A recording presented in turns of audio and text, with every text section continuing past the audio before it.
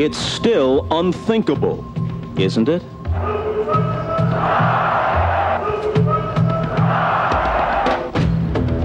Destiny had a date with the Chicago Bulls, but now it flirts with the Seattle Sonics.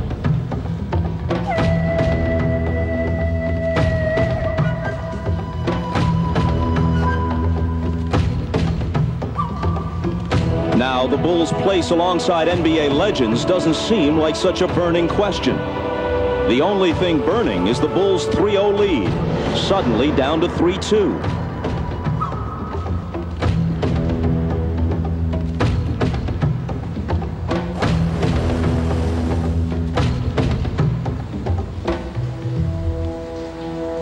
This is now where the NBA Finals will be decided.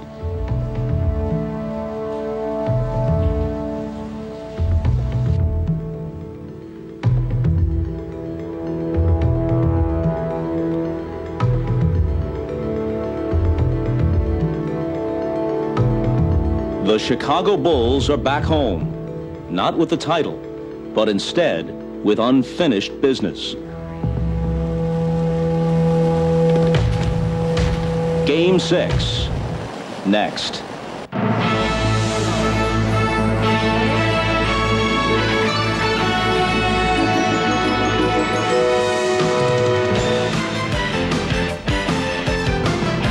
This is the NBA on NBC. The 1996 NBA Finals. On their home floor this year, the Chicago Bulls are 48-2. Despite that, and despite the fact that they still have the clear upper hand in this series, there is, for the first time, a bit of uncertainty surrounding this team as they come home for Game 6. Hi, everybody, and happy Father's Day. I'm Bob Costas. That uncertainty surrounding the Chicago Bulls stems not just from the 2 straight defeats in Seattle. Only the second time this season the Bulls have lost consecutive games. Those games are over, but some of the Bulls' problems may not be. Ron Harper, very effective in the first 2 games here in Chicago, was virtually a spectator in Seattle because of an ailing knee that will require surgery at season's end. With knee and especially ankle ailments, Scottie Pippen can't explode to the basket, so the defense lays back and dares him to hit from the outside. So far, he hasn't, shooting under 33% and just 6 for 32 from three-point range. Steve Kerr is healthy, but his jump shot isn't. Usually he thrives on the open shots created by the double teams on Michael Jordan. But in this series, he's been miserable from downtown. 3 for 20 from outside the arc. Tony Kukoc excelled early against Seattle, but in Game 5, he couldn't pick up much of the slack, shooting just 5 of 13. All of this leaves Seattle, an excellent defensive team to begin with, double and triple teaming Jordan with near impunity. In the fourth quarter of Game 5, the time Jordan usually takes over, he managed just 2 points. Keep in mind that Harper's absence means Jordan spends considerable stretches guarding Gary Payton, another drain on Jordan's energies as the Bulls, the league's oldest team, play their 100th game of the season tonight. As for Seattle, right now, Shawn Kemp could be the series MVP. Gary Payton has come alive the last couple of games. And now that he's starting, Frank Brickowski has at least somewhat contained Dennis Rodman. Overall, the Sonics seemed the fresher team late in Game 5, a step quicker in every respect. And now here comes Game 6 on a quick turnaround less than 48 hours later. And so this series has taken on an entirely different tone as we return to Chicago, where talk of the Bulls' place in history has given way to the simple desire to see them finish this thing tonight before it really gets scary. Because if they don't, if the Sonics force a Game 7, Seattle will be the team on the verge of history. No team has ever recovered from an 0-3 deficit to win any kind of NBA playoff series, let alone the finals. And if Seattle can somehow do that, they will have staged simultaneously one of the greatest comebacks and one of the greatest upsets in the history of sports. So, is tonight the night Chicago celebrates? Or does Seattle push them to the brink? Tip-off just 10 minutes away, back at the United Center, right after this.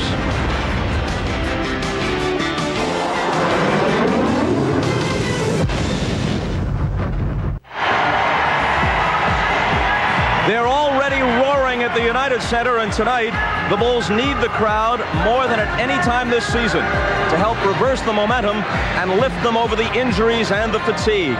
The guys who will call Game 6 over the din are Marv Albert, Matt Gukas, and Bill Walton. Go to it, Marvelous. All right, thank you, Bob. And the way things were going over the first 3 games of this series, we did not expect to be standing back here courtside at the United Center discussing key points for game number 6. Matt, first of all, where has it all gone wrong for Michael Jordan and the Bulls? Well, Michael cannot carry the whole offensive load. Everybody has to contribute, in particular, Scottie Pippen. Now, he has been heading in the wrong direction with his shot, much of it due to his various injuries, and that 33% puts even more pressure on everybody else.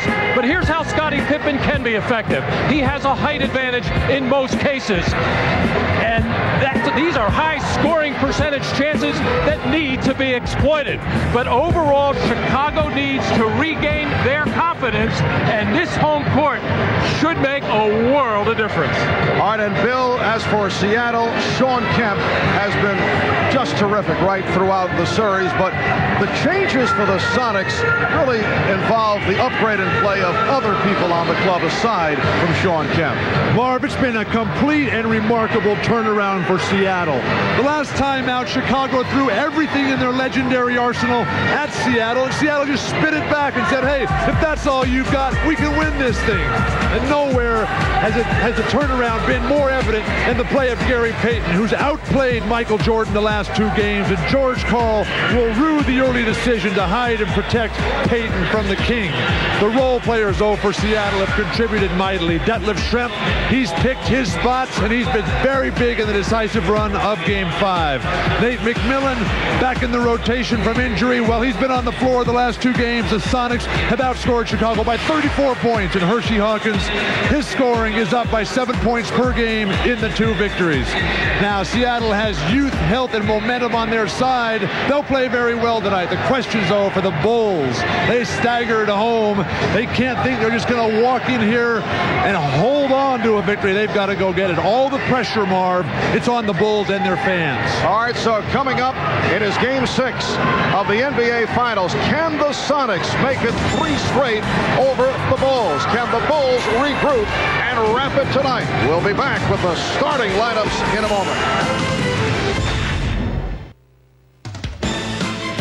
The NBA on NBC is brought to you by Miller Lite. With a great taste of an ice-cold Miller Lite, life is good. By Honda, who offers an impressive family of cars, sport utility vehicles, and minivans. And by Prudential. Live well, make a plan, be your own rock. The usual capacity crowd, better than 21,000 at the United Center. And they are trying to rev themselves to provide the kind of atmosphere that the Sonics received at Key Arena in Seattle. We're set for the introduction of the starting lineups. Here's the public address voice of the Bulls, Ray Clay. Good evening, ladies and gentlemen, and a happy Father's Day to dads all around the world. The Chicago Bulls welcome the world's greatest fans to the United Center. Tonight's Game 6 of the NBA Finals is between the Seattle Supersonics and your Chicago Bulls. Now let's meet tonight's starting lineup.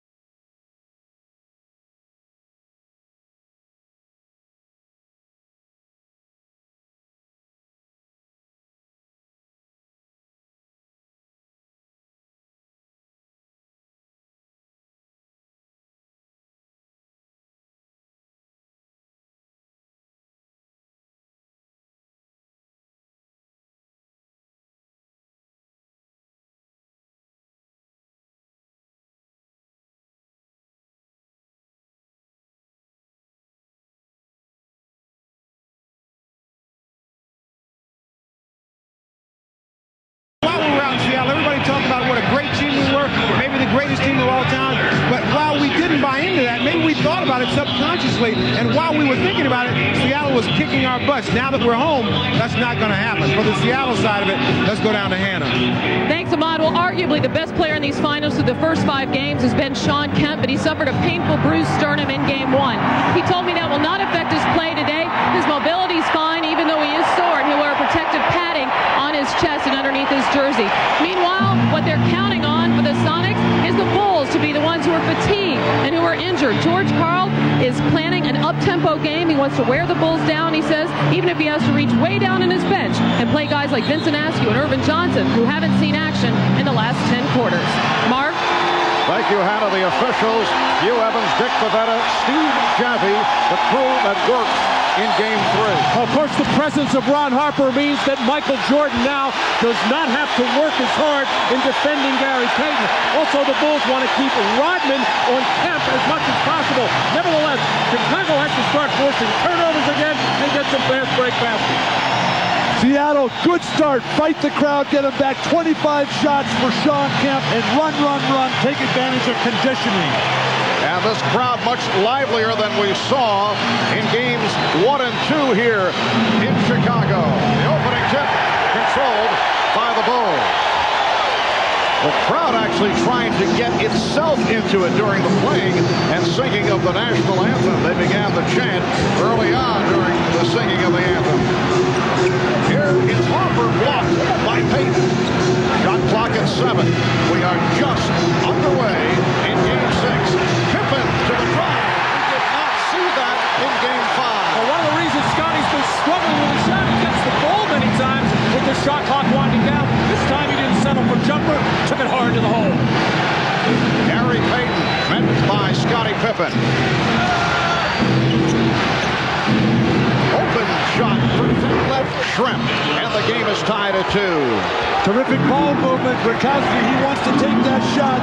Shrimp, obviously a better shooter, but Britt can hit that play. Luke Longley playing with a sore lower back. Dennis Rodman very quiet. Game 5 in Seattle. Michael Jordan. Oh, he knew on the release. He began to walk back down court. 2 series, 2 touches for Jordan in the same spot on the floor. Sean Kemp not able to hit on his first opportunity. The Bulls with a 5-2 lead. Jordan had missed his previous 6 from three-point range. Minute and a half gone by.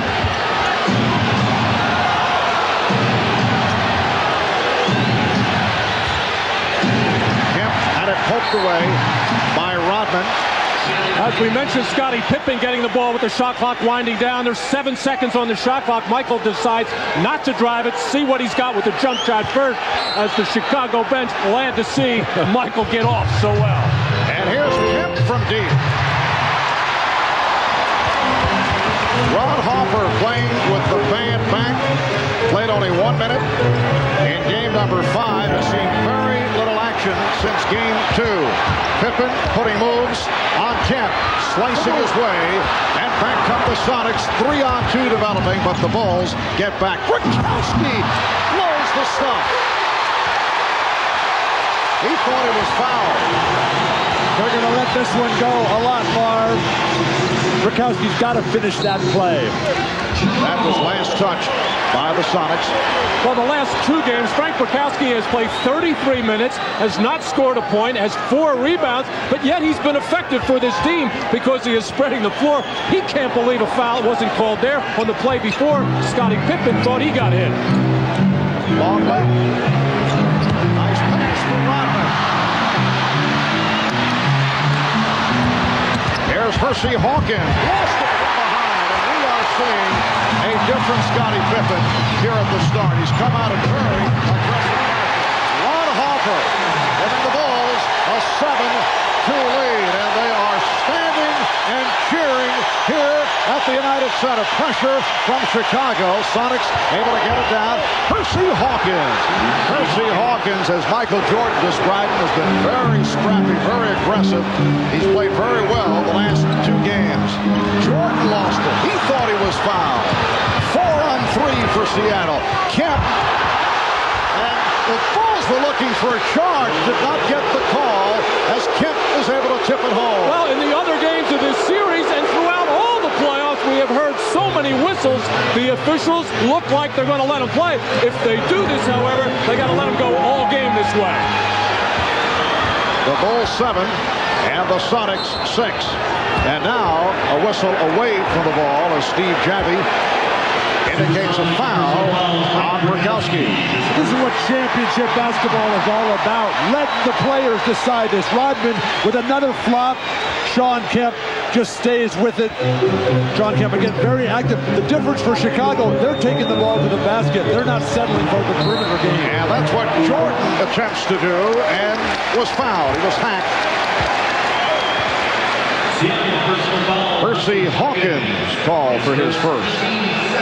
Well, the players have it in their minds. They want to be aggressive. They want to take the ball to the basket as much as possible, but they're going to start to get some second thoughts. If they're going to go to the hole and not get the whistles when they get fouled, well, they're going to start thinking about maybe just relying with that jump shot. Well, Marco with his 4th point. Jordan 11 of 22, 26 points the other night in Seattle. The rest of the Bulls just 18 of 55, but it was a very quiet 11 of 22. Michael shut down in the 4th quarter. Did not have a field goal the last 9.5 minutes and looked tired in the second half. Marv, that long week on the road in the 2-3-2 format at the very end of the season, very debilitating for the team like Chicago on the road. And he had to chase Gary Payton around at the other end of the court. Off the steal. And taken back by Payton. Payton for Kemp. And a blocking foul against Chicago. Well, Chicago has had a number of situations in the early going here where they have been a little bit careless with the handle. A couple of catches by Luke Longley. That time, Scottie Pippen not making sure he had the ball before he went down court and gave up the ball. And Scottie felt he was in good position to take that charge. I think he was too far underneath the basket. Good call. What's a first-team all-league defensive player like Scottie Pippen doing taking charges anyway? That's for guys who have no game. When you can play basketball, you are defenders. You're not a guy that just gets run over and bailed out by the refs. And Pippen picked up his first foul. Matt, did you have something to say? I'm stumped. I don't know. I thought that was a part of good defense, taking charges. No way Scottie Pippen could block that shot. And Luke Longley could not handle the lead. Hopper says his fault. Bulls 9, Sonics 8, with 7:40 remaining in this opening quarter. Marv Albert, Matt Dukas, and Bill Walton. Marv Rashad and a storm working the sidelines. Payton, yes. And the Sonics with a 1-point lead. Hannah was talking about play the full 48. Seattle does not think that Chicago can do that. The poise, the confidence, the determination evident for the Sonics today. Here's a three for Pippen. Scottie Pippen. Only 3 of 24 from downtown the last 3 games, and the Bulls a horrible 3 of 26 in Game 5 on Friday night. In fact, at one point they missed 20 straight 3-pointers. Shrimp, yes, and the game is tied at 12. Bulls have hit their first 2 3-point attempts. Jordan and now Pippen. Scottie Pippen, who's playing hurt, the bad ankles, a bad back, sore knee, has had a very difficult series. His shot corner, Longley from way out.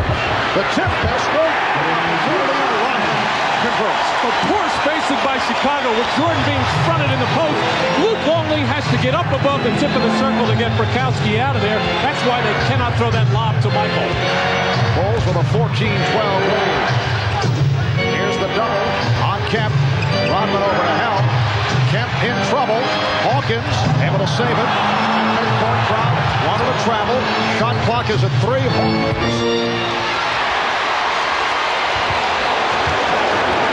Seattle is not taking care of their defensive boards. And the fact that Sean Kemp is off to a very slow start is hurting the Sonics. And And the Bulls are firing from the three-point range. Shrimp for three. Way off. Well, everybody just launching the first shot that shows up, trying, I think, to get whatever jitters there might be, and there shouldn't be at this juncture, just to shoot jump shot. Timeout is taken with 5:33 remaining in the first quarter. The Bulls with a 14-12 lead on the Sonics. Scottie Pippen in a discussion with Hugh Evans. Here's the three-point shot by Scottie Pippen to end his drought in that department. And watch the work off the offensive boards. First Jordan, he goes wide of the mark, and Rodman puts it home. So the Bulls feeling better about things in this first quarter. They lead by 2. For the Seattle Sonics, it's been an unlikely, dramatic turnaround, winning the last 3 games. So what is their approach tonight? We asked that of Coach George Karl.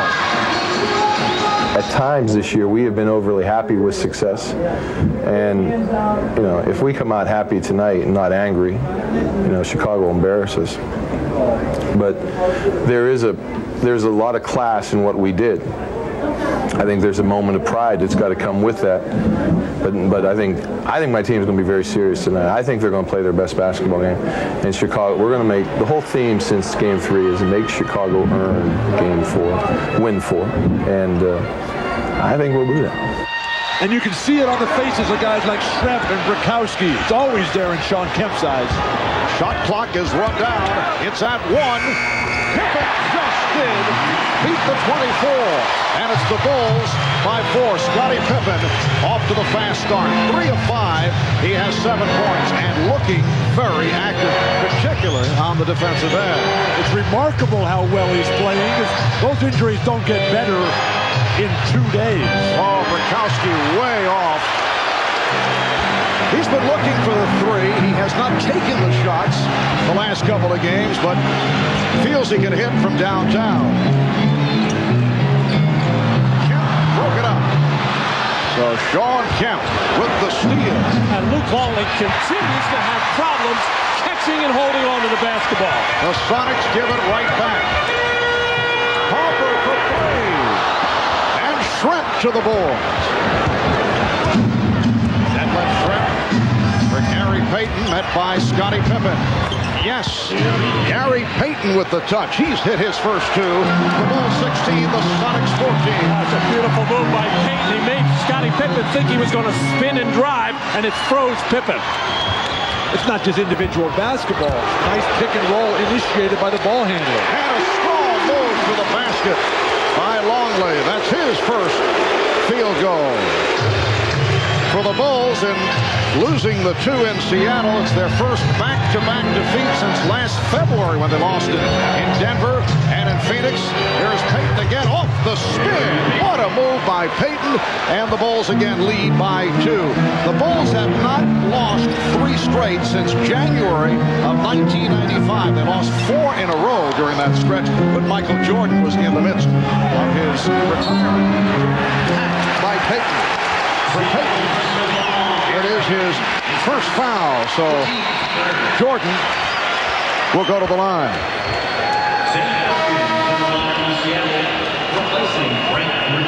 Overall, the Chicago Bulls at home have been magnificent, as you'd expect in recent years. The last time that they lost 2 in a row here in Chicago was January of 95.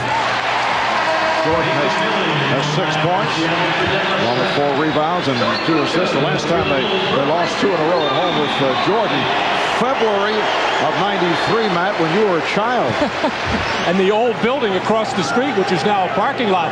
And you remember all the complaining last season about the new United Center, how the Bulls could not get used to the crowd atmosphere, to the floor, to the baskets, to where the bench was. Everything was wrong with it until Michael Jordan returned. Nothing wrong with Seattle's offense. That's fine as their defense. They're not pushing Chicago to the perimeter. They're not taking care of their defensive boards. Bulls lead by 4 as we come up on 3 minutes remaining in the first quarter. Nate McMillan. First time Brown wanted to travel on McMillan. Sam Perkins also on the floor for the first time, and it's a 24-second violation indicated, but looked like that previous shot hit the rim. Yes, I hope that did. I hope that's not just me that saw that hit the rim. Oh, this shot thrown up by Nate McMillan clearly will clang off this rim. Well, it's close, Bill. Very close. The question is whether it did hit the rim, because then the shot clock is reset. And after the officials discuss it, they say, yes, it did. Here's a look from another angle, and it did. Clearly, yes. I did rebound 1 or 2 shots in my life. That doesn't mean anything about your sight from this distance. Well, that's how you get rebounds, by looking at the ball. That's one thing Luke Longley does not do very well. And a foul is called, a pushing foul on Rodman. It's his first. And Dennis Rodman slaps the ball out of the hands of Sean Kemp, and right away George Karl right into the face of the officials complaining about it.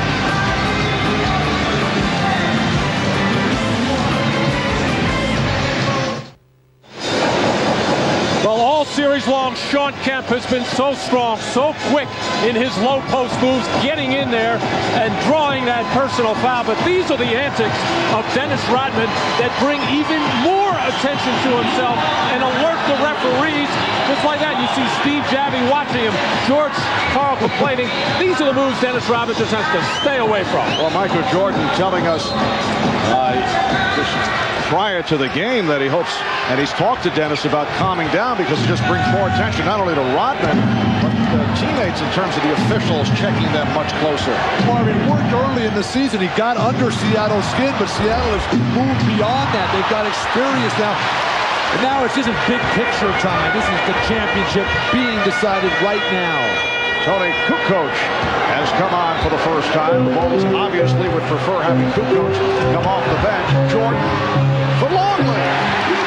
Well, the double team stopped Jordan at the baseline, but he was able to hit Longley with that pass. And the Bulls now lead 22-16. It's just remarkable how he can make decisions in the air, Jordan. Kemp rejected. Jordan will be isolated against Sean Kemp. He just gets right to the hoop. Sean closes out on him, and then Jordan pulls the ball back, and Sam Perkins breaks down defensively. Sonics have missed their last 4 shots. Shot clock is down to 5. Kemp has to fire it up, and hits. Foot on the line, a 2-pointer, 6 for Kemp, and the Bulls now lead by 4. Sean Kemp playing with some great passion, challenged his teammates after the loss in Game 3, did not like their attitude. That's been a big factor.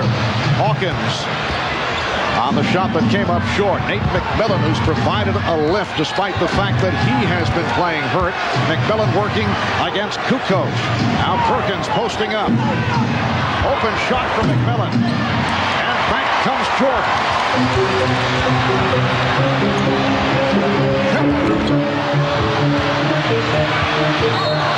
Last touch by Kukoc. Seattle is not doing a good job on their defensive boards, but Sean Kemp, they threaten inside, and then Sean Kemp, that's his 6th shot of the game. He's got a couple free throws. Sonics playing terrific basketball. Timeout is taken by the Bulls. We'll be right back.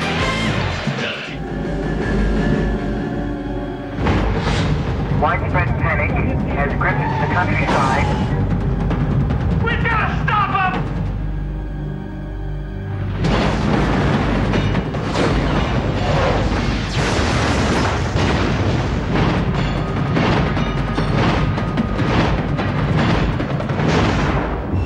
Oh, God. Independence Day. Rated PG-13. Only at theaters Wednesday, July 3rd. Nate McMillan has had his injury problems and has really not been able to help the Sonics until the last 2 games. And did he ever help? But here in a collision with Tony Kukoc, and Nate McMillan shaken up on the play as he got the hip check inadvertently from Tony Kukoc. You can just see the caution that Nate is forced to play with because of that herniated disc. This great champion of a person and a terrific player has one chance, and his body lets him down. And McMillan able to hang in, remains on the floor. David Wingate has come on for the first time for Seattle. Steve Kerr in for Chicago. We come to about 1 minute left. quarter. Illegal defense called for the first time. So that is the warning against the Bulls. Ron Harper starting the game after playing only 1 minute in Game 5 in Seattle, and has played well in this first quarter. Here's Dennis Rodman for Luke Longley. Here's it from the crowd. 4 points for Longley. Ron Harper is moving so much better. You're so tentative back in Seattle. Perkins has to have a big game for Seattle. He has not been aggressive in his early moments. McMillan going to his left, beating Kukoc. Crowd looking for a travel. Harper able to dive for it. Steve Kerr only 2 of 8 in 24 minutes the other night. Tony Kukoc rebounded by Kemp. The Sonics on the run. Wingate gives it back, a bad pass. And on the scramble, Rodman had it knocked away. Last touch by Seattle. That's a terrific defensive recovery by Ron Harper. And those are the kinds of plays he has made for Chicago all season long and in the early going into the playoffs. When Tony Kukoc is posting up the smaller Payton inside, no fadeaway jumpers. Take the ball strong to the hole.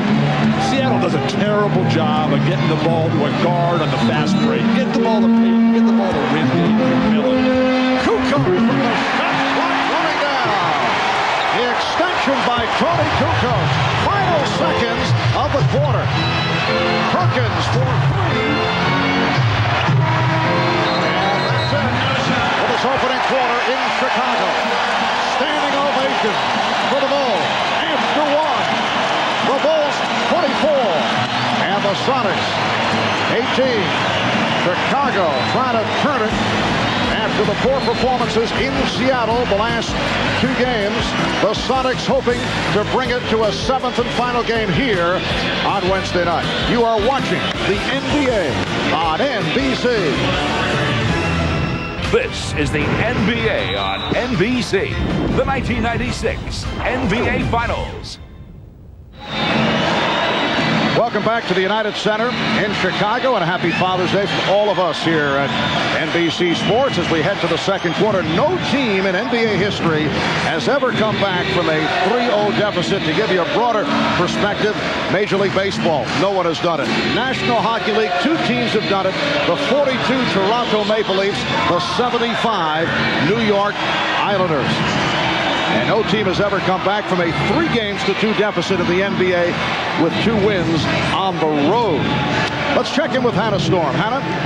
Marv, Nate McMillan has been bothered on that left leg by pressure on the sciatic nerve. He's had a lot of pain in the back of the leg, but this most recent injury was a knee on the side of the leg. They iced it during that timeout. It shouldn't have any impact on the injury that he has struggled with throughout these playoffs. Let's send it over to Ahmad. All right, thanks, Hannah. I just talked with Chip Schaefer, the Wolves trainer, and he told me the ice they're putting on Ron Harper is preventative sort of medicine. What it does, it gives it an analgesic effect that numbs the knee and keeps the pain away. Marv? All right, thanks, Ahmad. Opening minute, second quarter, and the Bulls with a 24-18 lead on the Sonics. Chicago has to be very happy with their defense in the first quarter, holding the Sonics to just 18 points. And I don't know why Seattle doesn't go to more pick and rolls. Chicago has had a lot of trouble defending it. Gary Payton just missed a wide open layup after he burned Jordan from the perimeter. And here's Jordan getting inside, and he was fouled.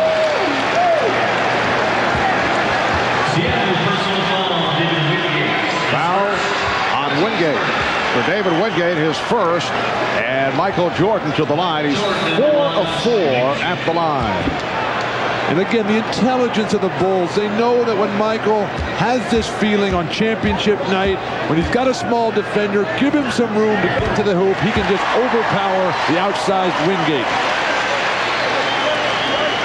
8 points for Jordan, although he is only 1 of 5 from the field. You know, you think back to after Game 3, several Sonics, including Gary Payton, basically giving their concession speeches. Rodman is fouled, and he'll go to the line. You had the feeling that the Sonics felt that the series was all over. them. They appear to be giving up except for Sean Kemp, who made those bold statements, and here they are right back into it, although the Bulls are playing very well in this first half, and Dennis Rodman hearing it from the crowd after drawing the foul. It's called on Kemp, who sits down. Well, you just can't assume that Michael Jordan is going to miss free throws just because he's a good foul shooter, but how can you not box out Dennis Rodman in a free throw situation? He makes a living doing that. Matt, Seattle's a poor defensive rebounding team. They don't have the big guys. Rodman horrible at the line. Remember, it was in game 2. Seattle had a chance to go for the victory. And Scottie Pippen continues to play perfect basketball.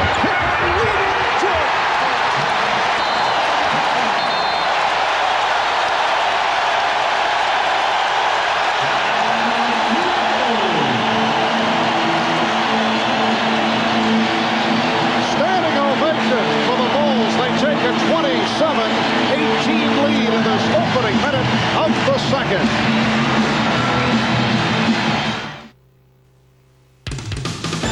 The NBA on NBC is brought to you by Ford and your Ford dealer. Have you driven a Ford lately? By Priority Mail from the U.S. Postal Service. And by LDDS WorldCom, telecommunications service that's one-on-one.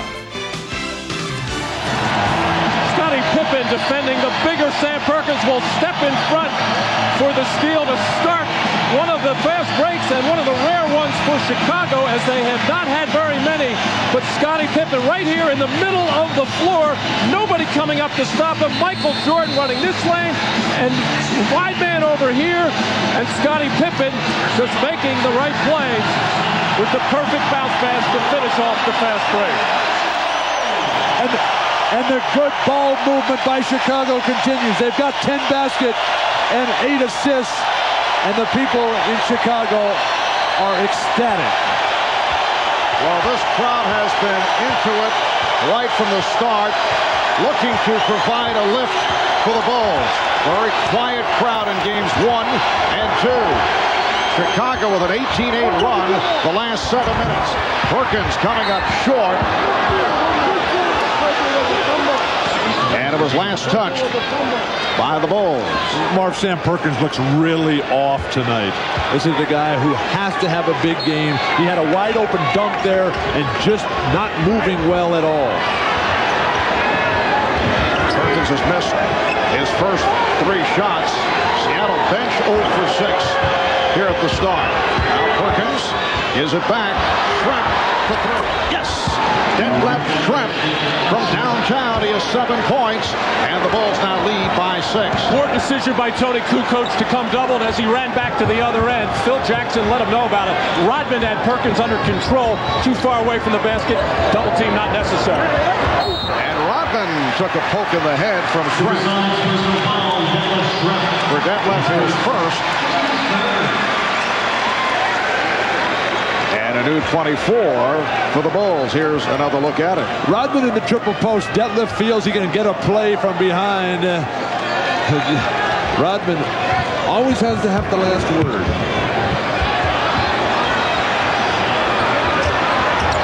Jordan with a series of fakes, had to give it back. And a travel on Steve Kerr. The Bulls were called for 7 traveling violations in Game 5 in Seattle. And I talked to Phil Jackson before the game. I said, of the 7, Phil, how many really were? He said 1. Actually, on that particular play, Michael Jordan got away with a walk to escape the defensive Wingate. When does Phil Jackson start complaining about the ref? Seattle hammered him in Game 5. Of course, that's always a coach's point of view in terms of, well, 1 out of 7. Well, first it's the refs, then it's the timekeeper, then it's the announcers next. Who knows? Well, he wasn't complaining about the referees. He was just answering my question.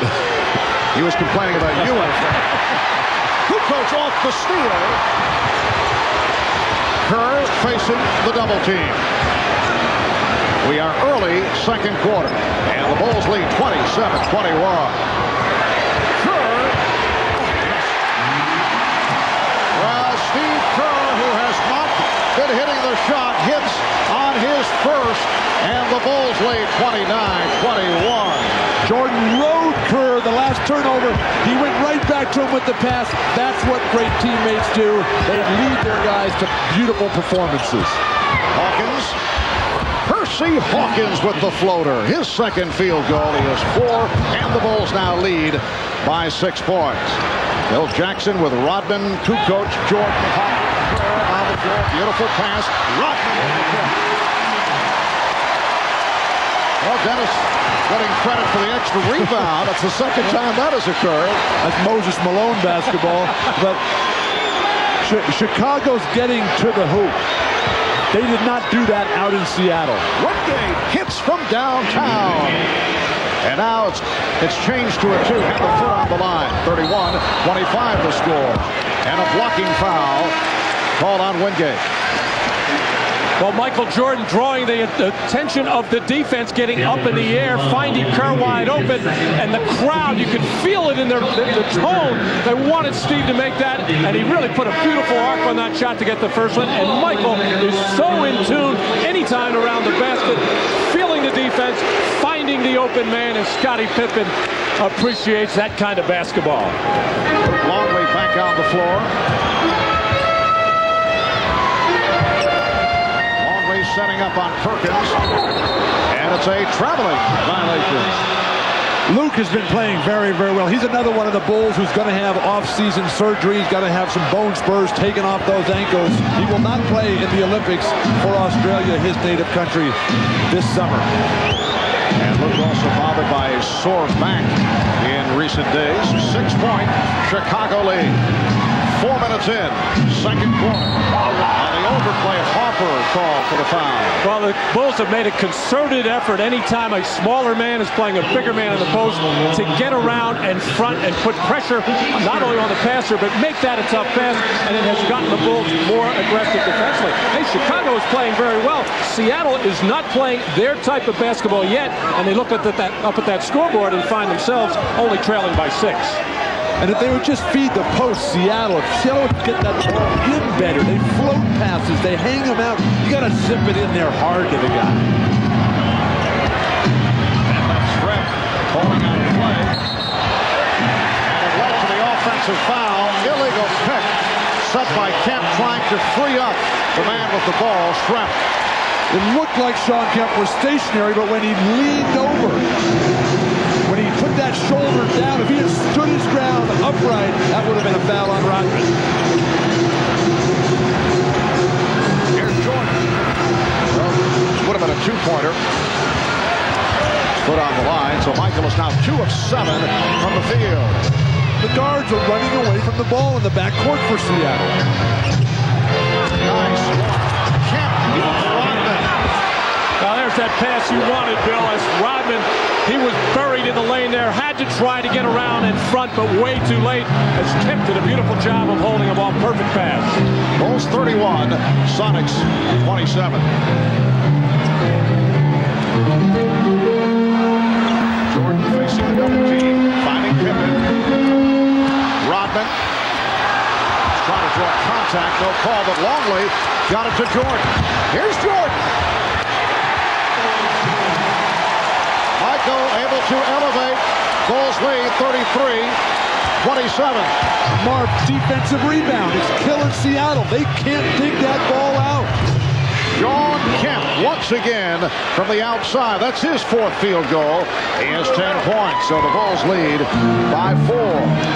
Bulls have led by as many as 9. Sonics briefly led by 1. They were up 10-9 in the early going. Here's Jordan going to the series of fakes. Rebounded by Shrep. Oh, Michael is so quick right now. He had Hersey Hawkins whipped on the baseline. Hersey would have never found him, but Michael didn't realize how badly he had him beat. Perkins working on Pippen and lost it. Harper with Hawkins back. Foul by Hawkins, and Harper had the acceleration. Sam Perkins looks asleep. Many have said that, but that's not necessarily on the court. It's the look, though.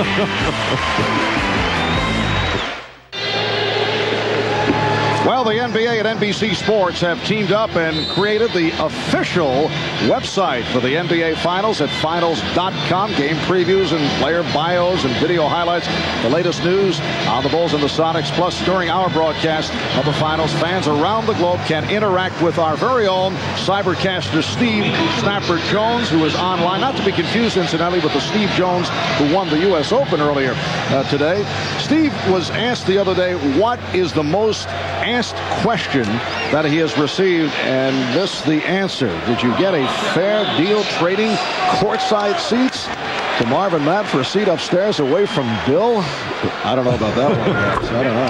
Hey, Marv, I heard you were online the other day. Well, and I told Bill, anytime that he has a question, he can ask it directly. He does not have to go online. Feel free at any time, Bill. You don't want to give me that kind of freedom, Marvin. You want to keep me on the nice tight leash that I'm on. Chicago with a 35-29 lead on Seattle. Halfway through the second quarter. Hawkins and Payton in the backcourt. Trent with Kemp and Perkins up front. Here is Kemp.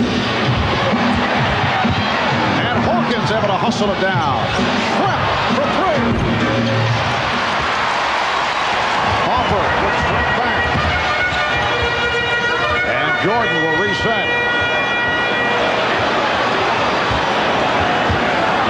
Harper moving so much better. Obviously, the series of injections that he took during the course of this week seemed to be working for this game today. Always a very dangerous proposition. Play by Perkins to break it up and hit the rim. So they got the new 24. Kukoc. The Sonics screaming for offensive interference. It's like a volleyball game up there. Nobody going after the basketball in a green uniform as Kukoc lonely hanging all over that rim. It's amazing. How can you expect to win the championship of the NBA when you can't get a defensive rebound each and every time the other teams miss? And another Seattle turnover. They've been sloppy with the ball. It leads to Pippen. 9 points for Scottie Pippen. And the Sonics want to talk it over.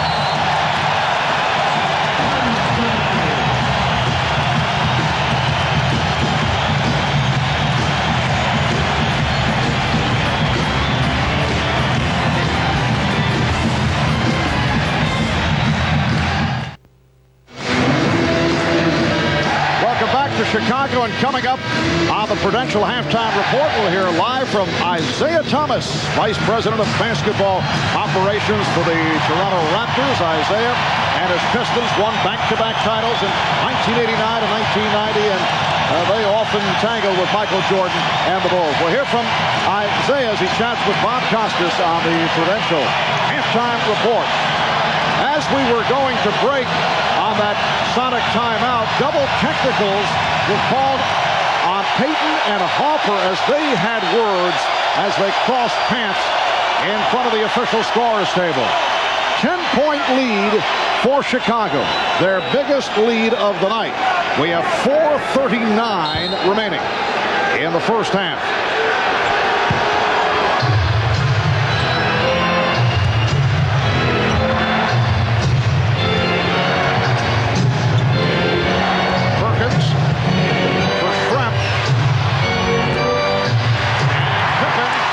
The rebound. Bad pass by Perkins took Schrempf out of his rhythm. Jordan. Good box out by Kemp. Schrempf. Jordan able to break it up. Hopper protecting the ball. With the tip. And the Bulls are rolling.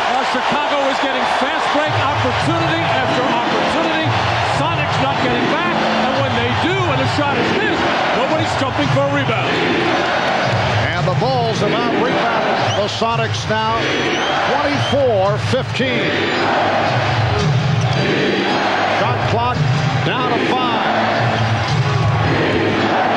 Bottled up and held. The foul committed by Jordan. The effect of the home crowd, which just keeps pushing and pushing for their favorite Bulls here. Just waves of rampaging Bulls on the glass. Harper throws it up. He knows somebody. That time it was Kukoc. Pippen was right there. Pippen's defense has been spectacular today, Marv. Standing ovation for Ron Harper. Steve Kerr coming on for Harper, who is playing with an injured left knee. Kemp from Sam Perkins. It's the Bulls by 10. Chicago with 9 steals in this first half. 4 by Pippen. NBA record for the NBA Finals in a single game is 7 by Robert Horry of Houston last year. Pippen already has 4. Pippen keeps it alive as the Bulls get the new 24. Crowd wanted Kukoc to pull the trigger. I'd pass it to Jordan instead. Excellent thought. Shot clock at 5, and a travel is called. Oh, they were trying, but Michael Jordan really played beautifully by Gary Payton, bumping from behind, getting around and fronting, and doing a terrific job as he has now the last 2.5 games, just unable to get the ball to him, and Michael Jordan upset about it. Able to free himself up. 9 points for Schrempf. Bulls lead 41 to 33 with 2.5 to go in this first half. 8 rebounds, 5 off the offensive glass for Rodman. You can see the domination by Chicago. Schrempf with a good play to knock it away from Jordan. 3-on-2. Fouled by Kerr. That last play, Michael lit up when Detlef Schrempf switched out, and that was a replay of George Karl's faulty strategy from game 1 in this series. Led to a fast break opportunity, and with good balance, with the guard in the middle and Schrempf running the wing, they got an easy trip to the foul line. So Detlef Schrempf to the line for the first time. Earlier this season, Detlef out with a fracture of the left tibia. Sat out 19 games. Took a while for him to make it back. His cutting and reactions were a bit off. Here's Dennis Rodman for Tony Kukoc. Kukoc 2 of 5. He has 4 points.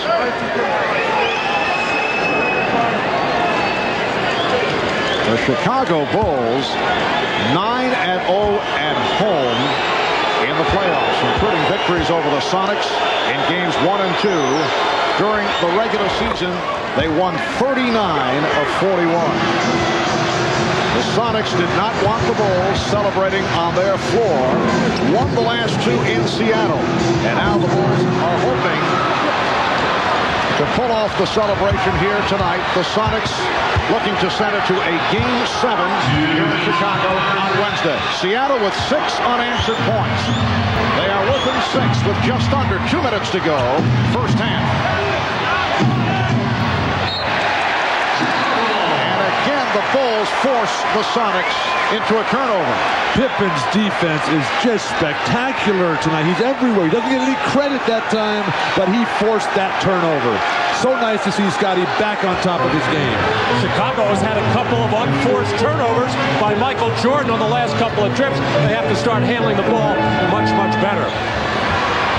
Already 11 turnovers tonight. They had just 11 for the entire game on Friday. Nice ball movement. Pippen slicing his way, trying to feed off the Longley, but it was called for a charging foul. Good call. Pippen in the lane. The defenders were in the air, which is fine. Scotty initiating this contact. Knocks over a bunch of players. Well, it is a good call, but the way this ball game started, everybody was flopping to the floor, falling down. Some of them were real charges, some of them were imagined, but this is what confuses the players. The way the game starts out, the way it's officiated, and then it starts to change as you gradually move on. Very tough to figure out. Scottie Pippen was called for a second, taking a seat, replaced by Tony Kukoc. Here's Kemp on a double team, able to shoot loose, but could not hit. I think Sean's got to take shots like that, Marvin. He's got 11 shot attempts in the game. I think 25 for him has got to be his goal. Sometimes you got to force a little bit when you're the best player on your team. Nice lead pass, but Jordan rejected by Kemp. What a play by Kemp. How often do we see that? And here's Kemp at the other end. Kemp is the one guy on this team that will block shots. He's not a real intimidating shot blocker, but when he gets his rhythm, he'll force Phil Jackson to take a timeout as he's led Seattle right back into this game. You know, we have just seen one of the great end-to-end sequences of this season. The show by Sean Kemp.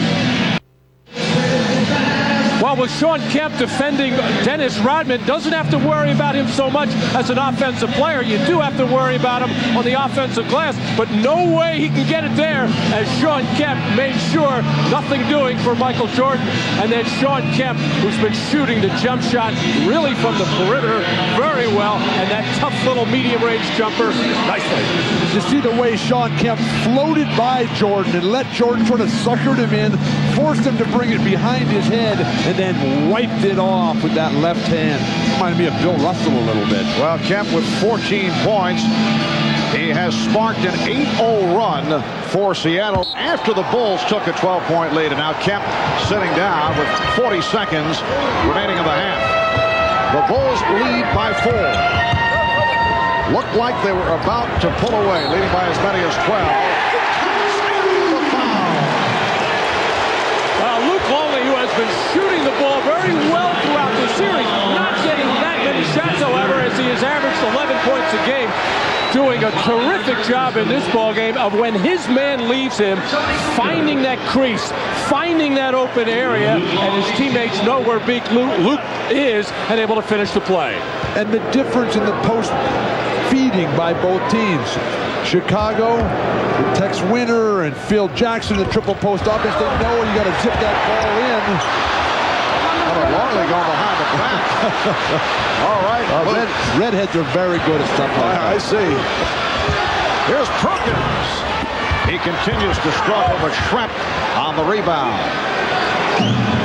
Nobody lead by 6, and Perkins rejected. Perkins not able to hit, but a foul is called. Well, Matt, as you say, no one defending Perkins. McMillan spotted him, but Sam has had a very long first half. Well, so, no question he's having a tough time, but you don't leave him wide open underneath as miscommunication between Longley and Rodman, leaving him wide open, but Sam still couldn't get the shot to go. I think they were testing Sam. I think they said, look, if we leave you wide open, can you score? I see. He couldn't. He is 0 for 5 from the field. Foul was called on Rodman. And Perkins now 0 for 1 at the line. Sam was celebrated his 35th birthday on Friday and was serenaded by the crowd after the game. Had the touch earlier this series, usually very good in clutch situations. And that's what's so surprising. I mean, this is the kind of game that Sam Perkins comes out and plays beautiful basketball and hitting the threes and rebounding, playing defense, and today it has just been nothing. So the Bulls lead by 5. Final seconds of the half. Jordan. And he was tripped up. That won't count. Gary Payton upset about that foul, his second.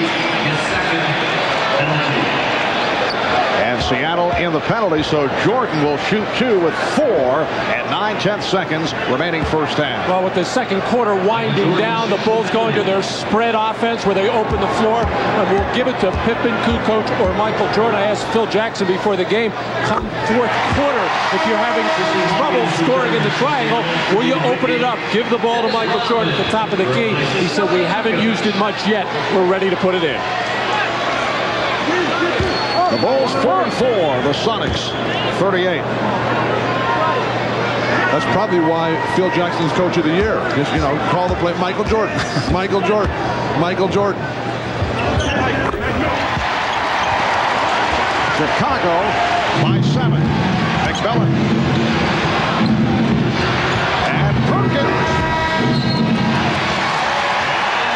That's the end of the first half. And the Bulls hearing it from this crowd. Halftime. United Center in Chicago, and the Bulls lead the Sonics 45-38. We'll be back with Bob and Bill Walton. Ahmad Rashad had a storm on the sideline as we get ready for the start of play in the third quarter. The Bulls gunning for their fourth championship the last 6 years. The Sonics trying to stay alive for a seventh game here on Wednesday. Well, Michael Jordan 3 of 11 tonight, and the rest of the team 14 of 29. So the supporting cast has done it in the first half. While for the Sonics, Sean Kemp with 14 points on 6 of 12, and a terrific display once again in the first half. The rest of the Sonics 10 for 27 from the field. Seattle ball as we get started in the third quarter. 7-point Chicago lead. Rakowski up front with Kemp and Schrempf. In the backcourt, Payton. Payton opens up by hitting the three. Inside-out offense. Seattle needs that. Chicago hasn't had much of that. That's one of the reasons why they haven't been getting it done from behind the line. But you dump it inside, that sets everything out. Bulls lead 45-41. And a traveling violation on Pippen. 12th turnover for Chicago. Seattle with 11 in the first half. In the half court, Seattle does have to go into Kemp, but only 2 fast break points in that first half for Seattle. I don't know if they can win a basketball game playing that way. And guys, that's the fourth travel on the Bulls. They were not happy with 7 travels in Game 5 on Friday. Here is Kemp. Spot, but could not convert. At least Kemp is still taking good shots. They open up with Payton and Kemp handling the ball. Open shot for Hopper, who has been a major factor. He has 7 points, and the Bulls lead by 7. Total miscommunication on the part of the Sonics in their transition defense. That wasn't even a fast break. It was a slow break. Oh, he was playing tough by Pippen. Pippen's playing a solid all-around game. But when he gets Schrempf, he should keep facing the basket, use his quickness, foot speed, just blast right by deadlift. Schrempf has 13 points. Hopper got the step on Rakowski. Short! With the putback. Defensive rebounding. Again, you think of championship teams, you think of big guys snatching balls and firing outlet passes. There's nothing. This is just layup after layup for Chicago. All started with the double team on Jordan and big men chasing small men out on the floor. Here's Schrempf for 3. And Jordan with the rebound. Bulls lead by 7. 2 minutes, 10 seconds gone by. Third quarter, Jordan for Longley. Yes. The Bulls have opened up a 52-43 advantage. Penetration and dish. That's Michael Jordan's ultimate taking over of this league after Isaiah, after Magic, and after Larry Bird. Rakowski for 3.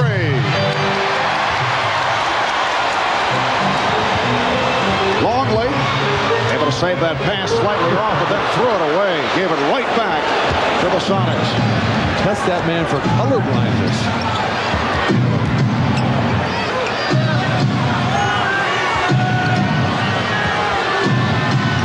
Shot clock at 10. Schrempf went flying. Shot clock at 4.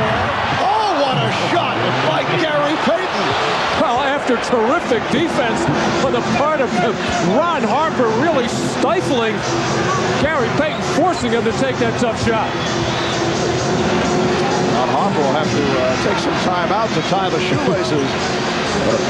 I don't know how that was not a traveling violation on Payton. And still hits the 3. Forget about the shoelaces.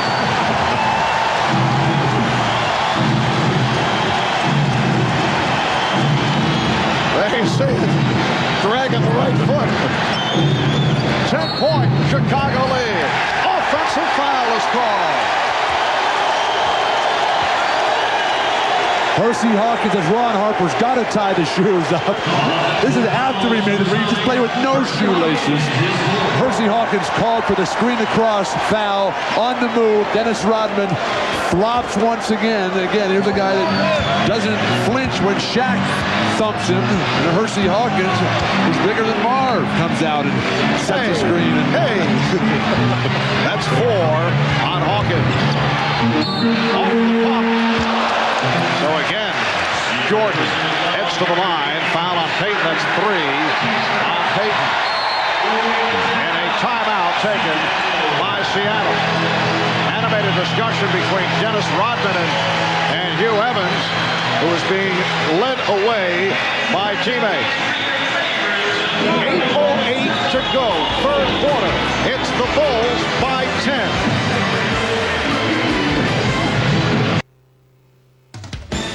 The NBA on NBC is brought to you by Budweiser, official sponsor of the 1996 Olympic Summer Games. This Bud's for you. By Genuine Chevrolet, the cars more Americans trust. And by the Pepsi-Cola Company. Now, the more Pepsi you drink, the more great stuff you're gonna get. We welcome you back to Chicago, where the Bulls with another spurt. There's Lamar Hunt, the owner of the Kansas City Chiefs, one of the original owners of the Chicago Bulls, and now one of the Bulls' partners. Eddie Vedder of Pearl Jam. He and Lamar will not be getting together after the game. And Bill Murray, a native of Chicago. We talked with Bill earlier. He said that he always returns for ritual sacrifices. And Oprah on hand here at the United Center. Well, Michael's still struggling from the field at 4 for 12, but like all the great scorers in the history of basketball, when they do not have their shot going, they find ways to score, and here it is, right at the free throw line. Michael going for his 9th and 10th free throw of the game. 4 minutes gone by in the third quarter.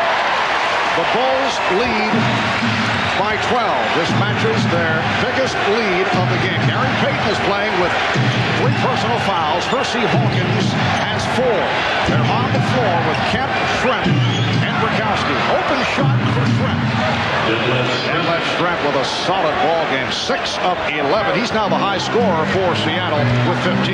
Seattle's hope here has to be on the fact that Chicago cannot play a full 48-minute game. The age, the injuries. But that crowd right now is so ready. Hopper way off the front.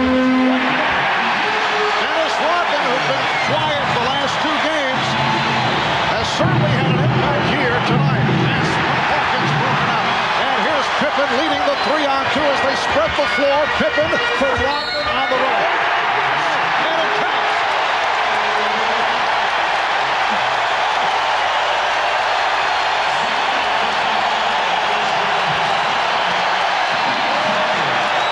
Well, Dennis Rodman doing what he does best, work on the offensive glass. Nobody gets a body on him. Frank Bukowski loses him right on the doorstep. Dennis Rodman finishing one off. And then you get the rare 3-on-2 fast break that you don't normally see. You see 3-on-1s, 2-on-1s, and Scottie Pippen making the nice play to Dennis Rodman. Matt, I think that Dennis Rodman works the crowd better than he works the offensive board. Well, he has the crowd going with 9 points and 10 rebounds. Shot clock at 5. And away from the ball, the call against the Sonics as Rodman was taken down by Kemp. That's 3 on Kemp. Rodman and Kemp away from the ball. Kemp, the frustration. That was not a flop. He threw him to the ground. Sean, you cannot lose your poise here. That's Dennis Rodman trying to get into your head. You've been above that all series. Stay that way. And this is that little bit of a different tactic that the Sonics have not seen in the last few games. Fronting the big man inside, and the Seattle not handling it very well at all. The Bulls have a 15-point lead. Shoot.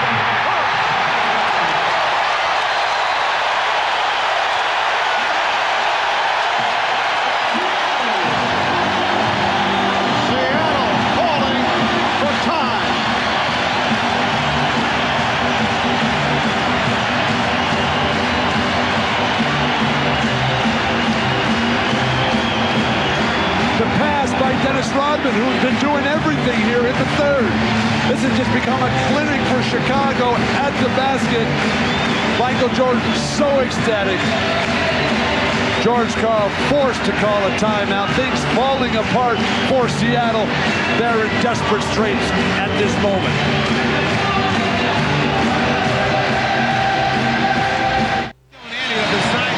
A stirring scene back in Chicago, and in one of the upper boxes, that is Michael Jordan's wife, Juanita, with the dance steps, and 7-year-old Jeffrey Jordan holding up the Happy Father's Day Dad sign. Little communication for Dad, who has led his Bulls to a 64-47 lead with 6:25 remaining. Third. Jordan with the steal. Jordan puts the move on McMillan. Harper and Payton able to break it up.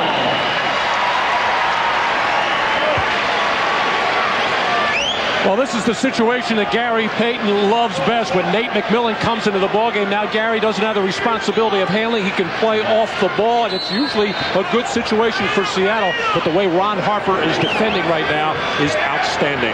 Yeah, but Han has been telling us that Nate McMillan's so frustrated with his teammates' lack of performance. Seattle better get on their game, or this celebration is going to start momentarily. Jordan with the air ball. Rare miss for the Bulls in this third quarter. Now 7 of 10 from the field. Rodman broke up that pass from Payton. What is Gary Payton doing? Rodman blocked that with his face. And Payton and Rodman in a conversation. Rodman posting up on Payton. Bulls looking to go to Rodman down low. Now Longley with 1 on the shot clock.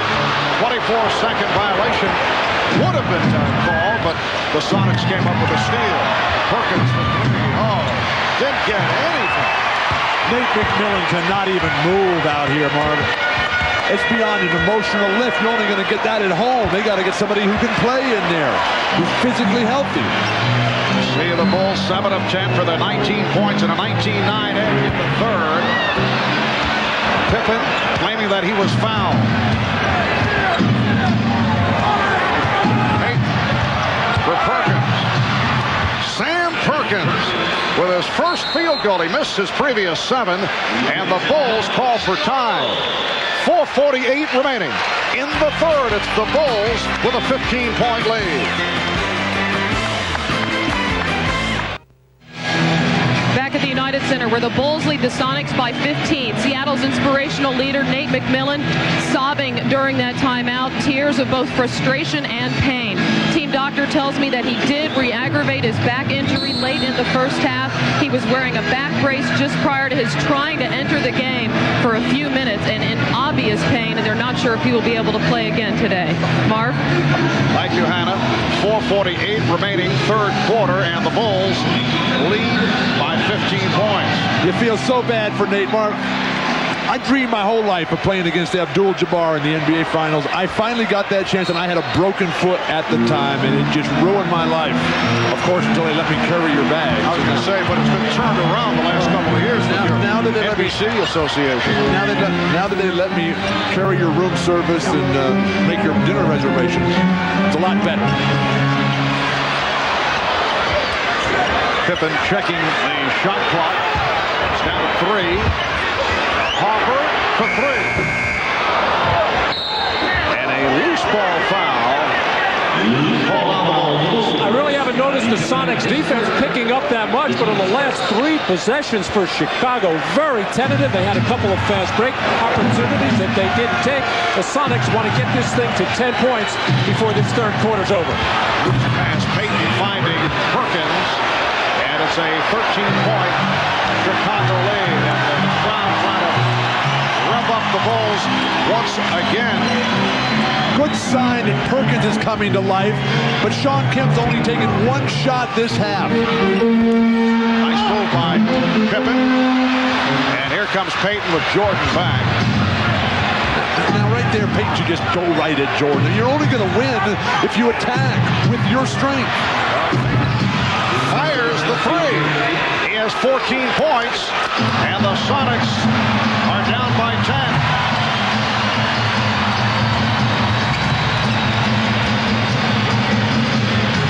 Jordan has not had a a good shooting performance, but he has distributed the ball well. He's been looking for teammates.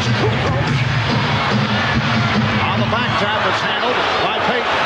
Ahmad was telling us that Phil Jackson does not want these wild threes. That's how Seattle got back into the end of the first half. They're creeping back in right now because of Chicago's poor offense. Trap with the post-up move. Rebound kept alive by Kemp. And the save by Kemp. What a play by Sean Kemp. What ball control to fight off two Bulls. And that makes it a 9-0 run for the Sonics. The Bulls call for time. So the Sonics have come roaring back. Down by as many as 17. They are now within 8 points. Well, it must be at that end of the floor because this is what Seattle was doing in the first half, not going for those loose balls and rebounds, and Luke Longley making just a couple of half-hearted efforts, and Sean Kemp showing that he just wanted that basketball more as the Sonics have regained the momentum and start to creep back into this ballgame. 9-0 run by Seattle. Sean Kemp with 16 points, along with 10 rebounds, and with 2:49 to go in this third quarter. It is an 8-point game. Marv, Chicago took Dennis Rodman out when Rodman had control of the game. He was on the offensive glass. He was making nice passes. The Bulls were running. They put him on the bench, and now Seattle back right in it. And Sean Kemp working his way on the offensive glass, and Dennis Rodman, all he can do is stretch. He has to learn that trick about substituting yourself, I guess.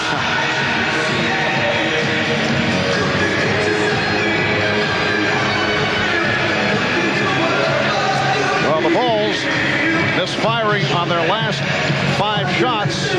No field goals the last 3 minutes and 45 seconds. A rare drought for Chicago. They've played exceptionally well here tonight. Well, we have seen the last couple of games with the Chicago Bulls. Now, it was on the road in a very tough building to play where the crowd was just huge as far as the inspirational impetus that they gave the Sonics, but we saw Chicago get tired. We saw Michael Jordan get tired, and right now, almost with 2:49 to go in the third quarter, Chicago just walking through their offense, loping, not sharp with their passes and not sharp with their cuts, and it is killing them. It goes right back to what Hannah talked about at the very start of the game, about Seattle's hope being based on Chicago's inability to play a full 48. Payton very quiet in the first half. Payton has come back strong. He's got 8 points here in the third, along with 6 assists. Magnificent third quarter for Gary Payton, but they're still down 9. The crowd here has been put back in their seats. Phil Jackson will rest Michael Jordan. Rodman is back on the floor. Kukoc, Pippen, Hopper, and Kerr. Rodman setting the screen. Kukoc in a battle with Perkins. Shot clock at 7. Here's Kerr over Perkins. Yes! A 3 for Steve Kerr, who was 3 of 20 from downtown in this series prior to that shot. Oh, no way he could see the basket. He was totally covered. He just had to launch. They bring Rodman back in, and he shuts down Kemp right away. Coming up on 2 minutes remaining in the third quarter. Intended for Pippen. And back comes Payton. Here's Kemp. Sean Kemp has mastered that shot. It appears he's about to put it on the floor and drive to the basket, but he has that nice little pull-up now. On this situation with Chicago struggling, you say, why would Phil Jackson take Michael Jordan out? First of all, it's normally when he comes out of the game, late in the third quarter, but also Phil likes to show the confidence in the other players that they can stem the tide. And yet another travel on the Bulls. That's the 5th time they have been called 4 steps. But it's been when Jordan's on the bench this entire series that Seattle has made their greatest runs, particularly in this building. In the 2 games out there that Seattle won, it didn't matter that Jordan was on the court. Seattle spanked him anyway. Minute 25 remaining, third quarter. Sonics down by 9. Hopper did not find the shot. Shot clock at 4. Payton from deep. Forced into a difficult shot. And a great rebounding job by Scottie Pippen, who throughout this series, despite his shooting problems, has played the other parts of the game. Hopper rejected by Kemp. Kept alive, though. Hopper trying to back to three-point territory. Shot clock is down to 5. Kukoc. Pippen traveling. What is going on here? That's a good call. Scottie stepped into his shot. He didn't deliver it. Again, the hesitation that Scottie has. The shooting, both teams dead even. The score is not a 9-point lead. Scottie needs to attack, be more of a leader when Michael's on the bench. Vincent Askew, who was benched the last 2 games, seeing some action here. But not happy with his play. And he goes right to the offense. Rodman with the rebound. Everything one-on-one for Seattle. If you're going to go one-on-one, go one-on-one with Payton. Go one-on-one with Kemp. And move off of them. Everybody's standing around watching. 15 seconds to the quarter. 4-second differential with the shot clock. Pippen. Down to 5 seconds. Look out. Kerr going for the steal. Payton finding Hawkins for 3. After 3 quarters in Chicago. The Bulls 67. Sonics 58. Kemp 8 of 16 for his 18 points. Jordan not shooting well, 5 of 14 for 20 points. We'll be back after these messages and a word from your local station. You're watching the NBA on NBC. The cast of the National Basketball Association may not be retransmitted, reproduced, or rebroadcast without the express written consent of the NBA. Well, the Bulls are pulling out all the stops to get this crowd going. These are some things we haven't heard in the past. In fact, I knew they were serious about getting the crowd into it when we heard the rendition of Macho Man from the Village People in the first quarter. Now, that's early. Very early, normally a second half song. But Bob Costas was talking about it at the very start of the show, how this is the Chicago Bulls fans' opportunity. It's the only chance this year where they've really had an opportunity to be a factor. Randy Brown has come on for the start of the fourth quarter. Michael Jordan is back. The shot clock rolling down. It's at 5. Kukoc for 3. Rodman with the rebound and foul by Kemp. For Kemp, it is number 4. Well, in the fourth quarter of Game 5 out of Seattle, George Karl and the Sonics went to hard double teaming of Michael Jordan and took the Bulls totally out of their offense. They did it on this occasion as well, but when you double team, you are vulnerable on the offensive glass. Rodman's got his rhythm, though. 19 attempts for rebounds. He's pulled it in 13 times. That's a phenomenal percentage. Here's Brown for 3. And chased down by Rodman, beating Askew to the loose ball. Dennis is just out hustling. He was a non-factor late in the week in Seattle. Today, beautiful. Little reminder of Game 2. A lot of offensive rebounds, no scores. Holding on to the game by time of possession. Shot clock at 5. Kukoc for 3. Yes.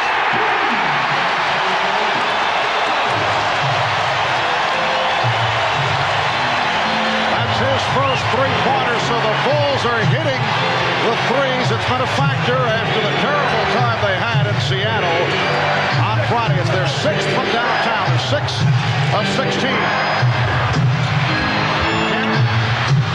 And they back it up. Here's Payton for 3. Yes. Gary Payton with 17. The Bulls 70. The Sonics 61 with a minute and a half gone by in the fourth. Marv, Seattle's doing a really good job of getting the ball in Payton and Kemp's hands. Much better than they've done in their earlier defeats. Jordan. Calls for time. Tony Kukoc hears it from the crowd as he came up with the save and took the timeout. Well, the most important thing on defense, if you can get the other team to miss a shot, you've got to get the rebound. Timeout taken. We'll be back at the United Center in just a moment.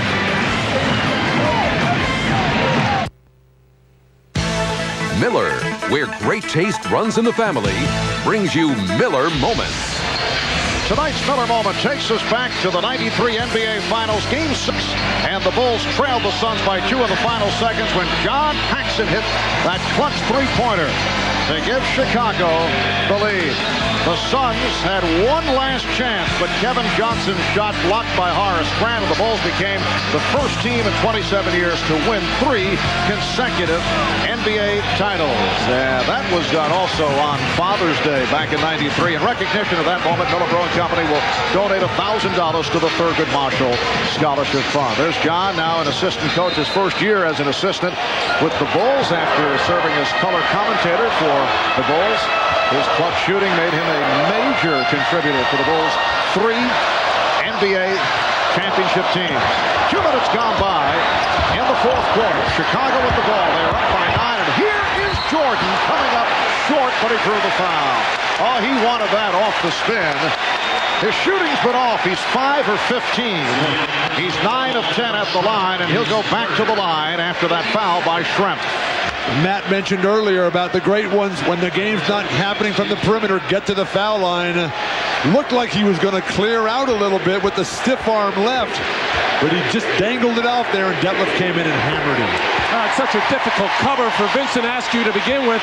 He has been buried so deep in the doghouse, hadn't played in the last couple of games, and now, even though he has been able to play Jordan in other situations, just looks very rusty out there. And with this lineup for Seattle, Chicago's going to be able to get to the hoop, and nobody's going to be able to keep Rodman off the board. And there is Juanita Jordan rooting her husband, and the Bulls on. They now have an 11-point lead. 9:50 to go in this fourth quarter. But the pass was off the mark. Terrible pass, Detlef Schrempf. Randy Brown for Tony Kukoc. Scottie Pippen played by Hersey Hawkins. Hawkins been very quiet here tonight after the 2 solid games. Look out. That's headed out already. Brown tried to save it.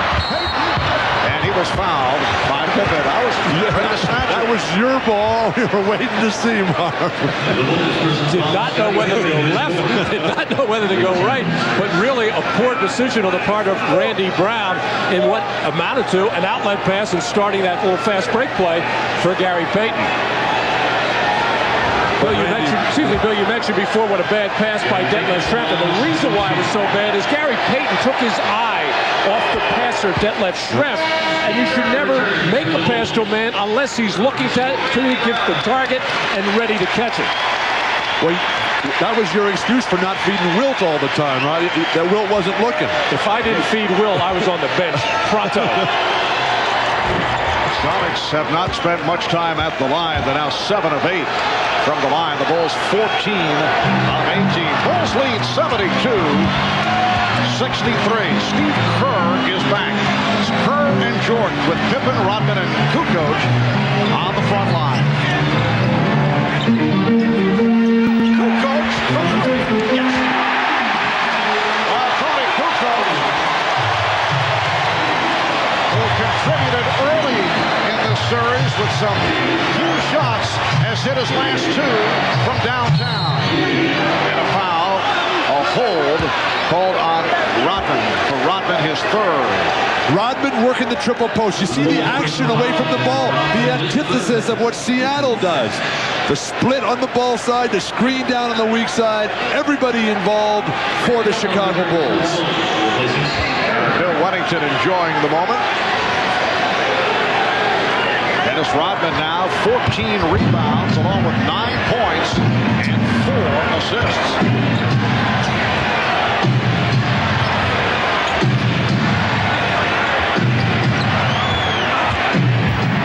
Isolated against Brown. Hawkins for 3. Not even close. 10. Hersey Hawkins 2 of 5 from the field. Kukoc for straightaway. Coming up short. And it lands in the hands of Kemp. Schrempf took the hit from foul. Mark, Marv, when Gary Payton gets this short outlet pass from Sean Kemp on one of their few defensive rebounds tonight, Gary Payton's got to drive that ball up and create the fast break himself. He throws it away so early in the possession. He's the playmaker. He's the creator on this team. Askew sitting down. Perkins is back with Shrimp and Kemp up front. Payton and Hawkins at the guards. Kemp going and Rodman trying to draw the foul. Perkins for three. Again, short. Sam Perkins. 2 for 10 from the field. Well, the Chicago Bulls have gotten a couple of major breaks there. A wide open look for Hawkins, and then another one there for Perkins to try to get Seattle back into the game. They just cannot make their three-point shots. Shot clock at 2. Kuko firing away now. And a foul on Brown, making contact with Shrimp. Marv, Scotty's been all over the court, Scottie Pippen tonight, in so many different ways. He ran down that last loose ball, but when he gets the ball against Detlef Schrempf and Hersey Hawkins, he is not blasted by those guys. There's no way that Schrempf and Hawkins can even stay in the same gym with Scottie Pippen on the defensive end. Ron Harper getting set to return. Bulls now have 14 fouls. Sonics with just 2. Schrempf pulling the hook shot out of the repertoire. But Rodman is taking over. He knows where every ball is going. I'm dumping it in the low post. Now let him run the triple post. Rodman has 16 rebounds. Jordan. Rodman and Perkins in the battle. It is called a jump ball. Michael Jordan upset. He thought there should have been a foul on the Sonics, but they'll jump it up when we come back. 6:58 to go in the fourth.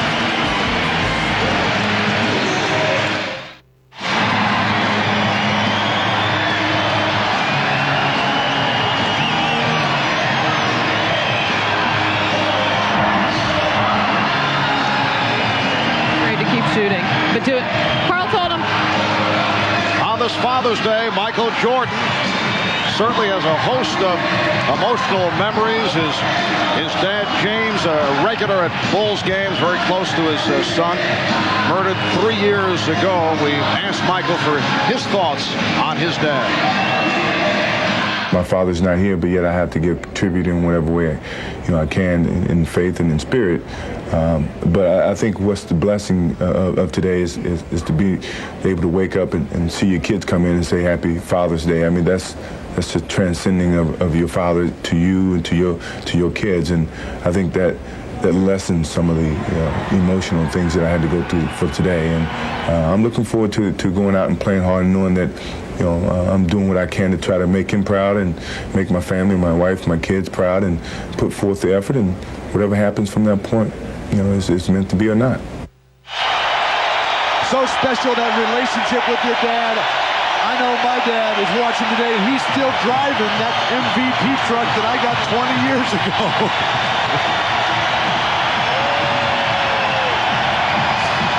And a standing ovation again from this Chicago crowd. They want to see the championship celebration tonight. The Sonics only 1 of 6 from the field in the fourth quarter. Oh, Pippen with the save. And it is Chicago ball with 6:50 remaining in the fourth, and the Bulls leading 75-63. Open shot for Pippen. Pippen able to scoop it up.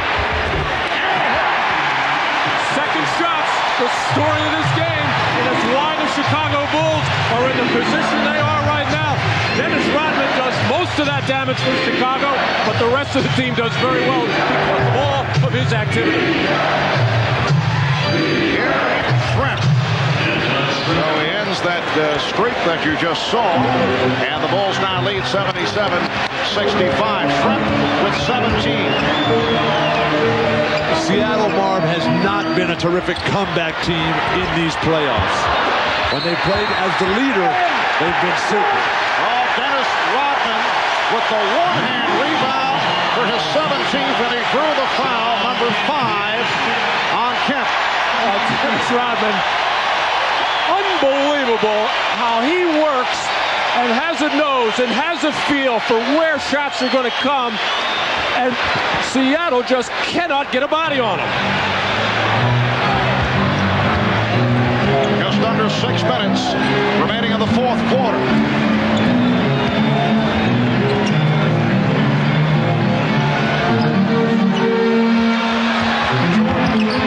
On the pull-up. Comes back to Jordan. Oh, the ball fake. We saw that in the Orlando series, but Michael this time did not take it to the basket, just setting it up. And an offensive foul is called. And for Michael, his second. Now, Michael does have a tendency to use that off arm to wipe out the defender to get an advantage, and just ever so slightly just wipes at the hand of the defensive man. You get the idea he wants to do something that will get this crowd to explode. Perkins for three. Sam Perkins, 2 of 11 from the field. Mark, Chicago so fundamentally sound. They box out magnificently. It's not a big team. Longley's not a great defensive but that's a heat check. He knows he's got the rhythm. He said, why not? Just under 5 minutes remaining in the fourth. Sam Perkins again not able to hit. It's Pippen off the boards. Chicago with a 47-31 advantage on the board. Longley is fouled. Good lead from Pippen, and Luke Longley is headed to the line. Well, that last sequence of fast breaks for Chicago, Sean Kemp is begging for the ball. We got Sam Perkins, everybody else casting off from three. They can't even get their star player the ball. Standing ovation from this crowd at the United Center. And Sean Kemp has fouled out. 18 points, 14 rebounds. Well, Luke Longley running the floor, and Sean Kemp, I think, very, very tired and frustrated that he could not get the basketball late getting back. And that really puts Seattle in a major hole. Looking over to the bench saying, hey, get me out, I want the ball. I don't know what's going on at this point. I don't think he's asking to come out. I think he said, get me some shots here. Talking about him leading 25. He didn't get close to that. Well, what a magnificent series it has been for Sean Kemp. Took over in Game 7 against Utah and has played so well against the Chicago Bulls, which has led to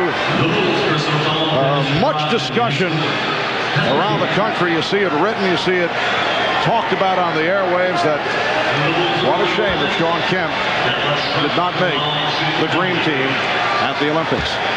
Well, very possible that he might replace Scottie Pippen, who I don't think should play in the Olympics because of these problems that he's got health-wise. But I'm told, Bill, that Pippen says no matter what, he'll be there. He's playing even if it's in a limited role. I know the Bulls would like to see him sit it out for a while. Dennis Rodman receiving an ovation as he sits down with 18 rebounds. And again, 11 on the offensive boards to equal an NBA Finals record. He tied it back in Game 2, the record that is held by Elvin Hayes of the Washington Bullets. So Dennis is in the record books twice for the 11 offensive boards. Bulls lead 79-66. We come up on 4 minutes to go.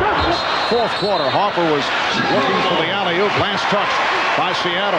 Well, Chicago was having problems late in the third quarter with their offense. It was stagnant, nobody moving, and the ball not being passed very well. They came out of this fourth quarter and spread the floor more, and they got more space to run. They got better spacing on their passes. Shot clock at 5. Pippen. Yes.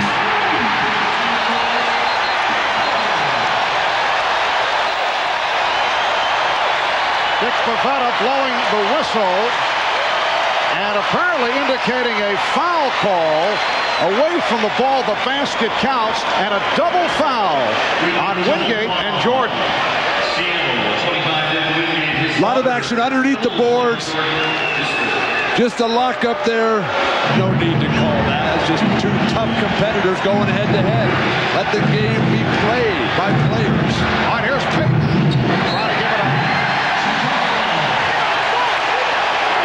The Bulls by 16, and the crowd sensing it. The Chicago Bulls seeking their 4th NBA title the last 6 years.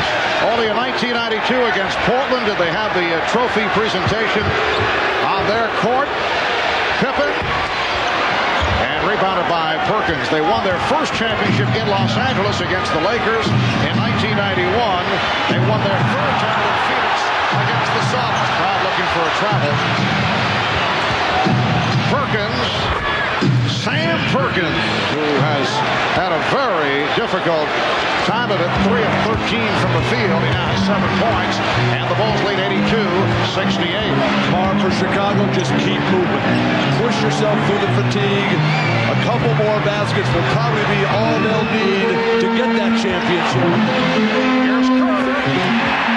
Steve Kerr turning it around after the miserable time he had the previous 5 games.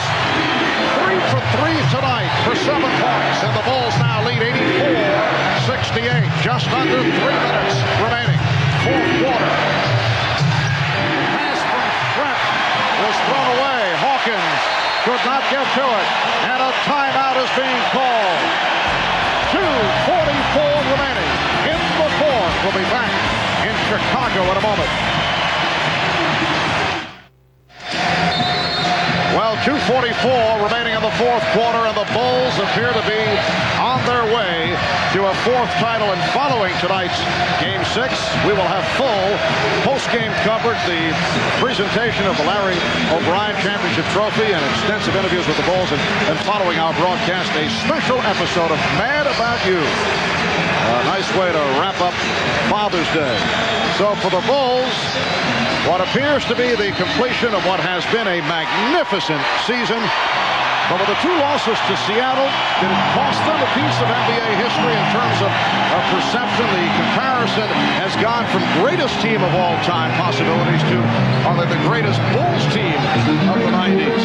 Or are they still one of the great teams in the history of the league? Michael Jordan has not been able to find the cut, and Steve Kerr keeps it alive with 2:20 remaining in the 4th. Marv, I think they're absolutely one of the greatest teams there. I don't think those 2 losses mean anything. Nobody remembers what the spread was in the series. As long as they win, that's what counts. They've delivered all year long. Now down to 2 minutes. 16 points.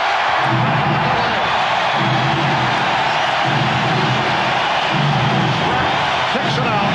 Perkins. So Dennis Rodman with his 19th rebound. The only question is, will he break the NBA Finals record for offensive rebound? Standing ovation for the Chicago Bulls. Kerr. And back comes Hawkins with 1:25 to go. Rejected by Rodman. Wingate. And the Bulls now lead 84-70. The trophy presentation will take place on the floor here at the United Center. The Michael Jordan comeback will be completed. Here is Jordan kicking it out. Pippen. We are just under 1 minute remaining, and the Bulls will have won their 4th title.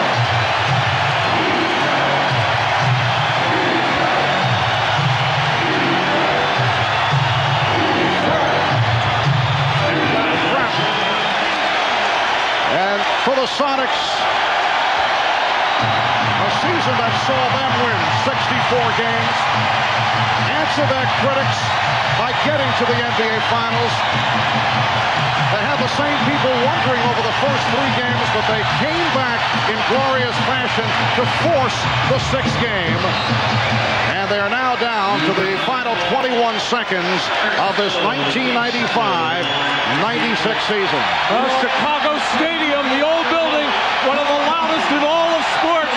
The United Center, I think, has finally come of age. They have reached the level with this crowd, and they played a major part in this victory tonight. Well, Eric Snow walks it up with time running out. Down to 10 seconds. A three-pointer for Trent. 87-75, and we're in the final second. The Chicago Bulls have won the 95-96 NBA championship. Make it 4 in 6 years as they defeat the Sonics 87-75. And they are going wild in the Windy City.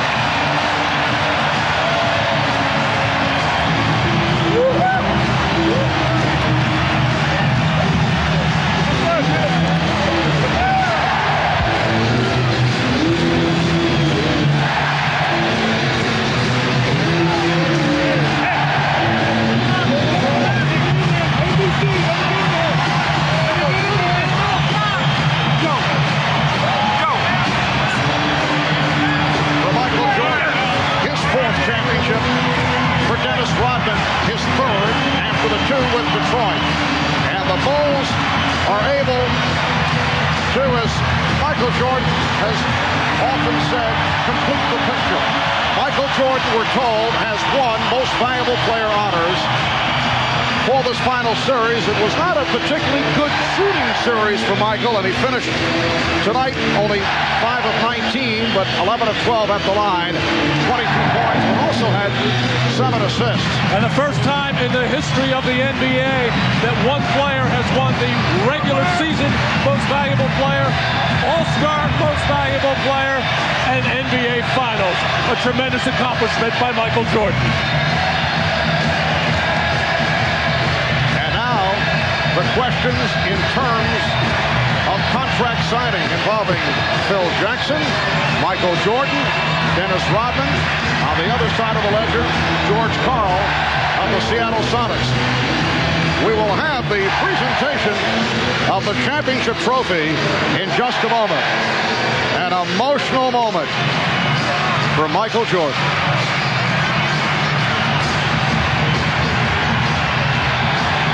The tears are flowing.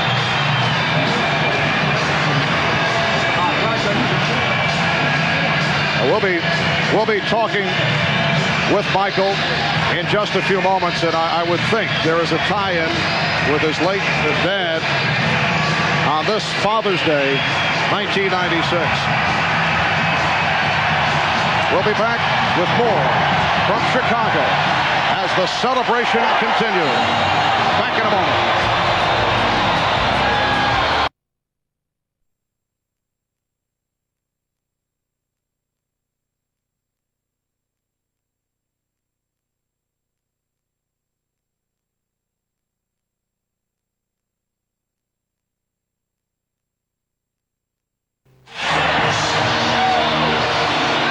Well, the celebration continues here at the United Center. The Bulls wrapping up the series in 6 games by beating the Sonics 87-75.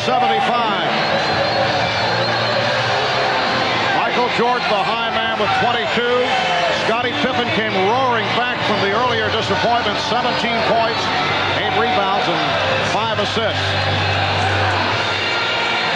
Michael Jordan averaged slightly over 27 per game for the series, which is under his norm, but also 5 rebounds and 4 assists. Dennis Rodman finishing very strong with 19 rebounds, and the crowd reacting to the 4-time champion Chicago Bulls.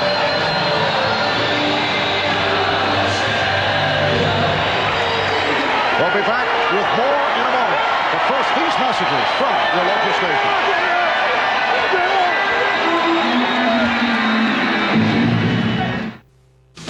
New Miller Beer, proud sponsor of the NBA, salutes the Chicago Bulls on their 4th NBA championship of the 90s. New Miller Beer. Reach for what's out there.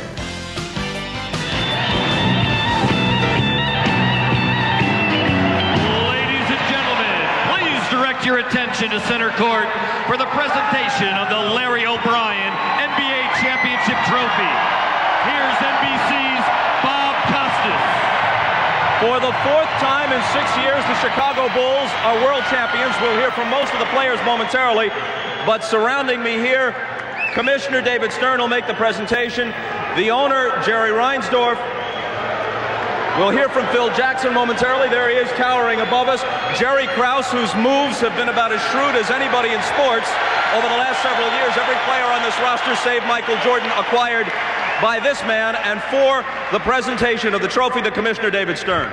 Your 72 wins, an NBA record, and this championship placed the Chicago Bulls among the storied teams in NBA and sports history.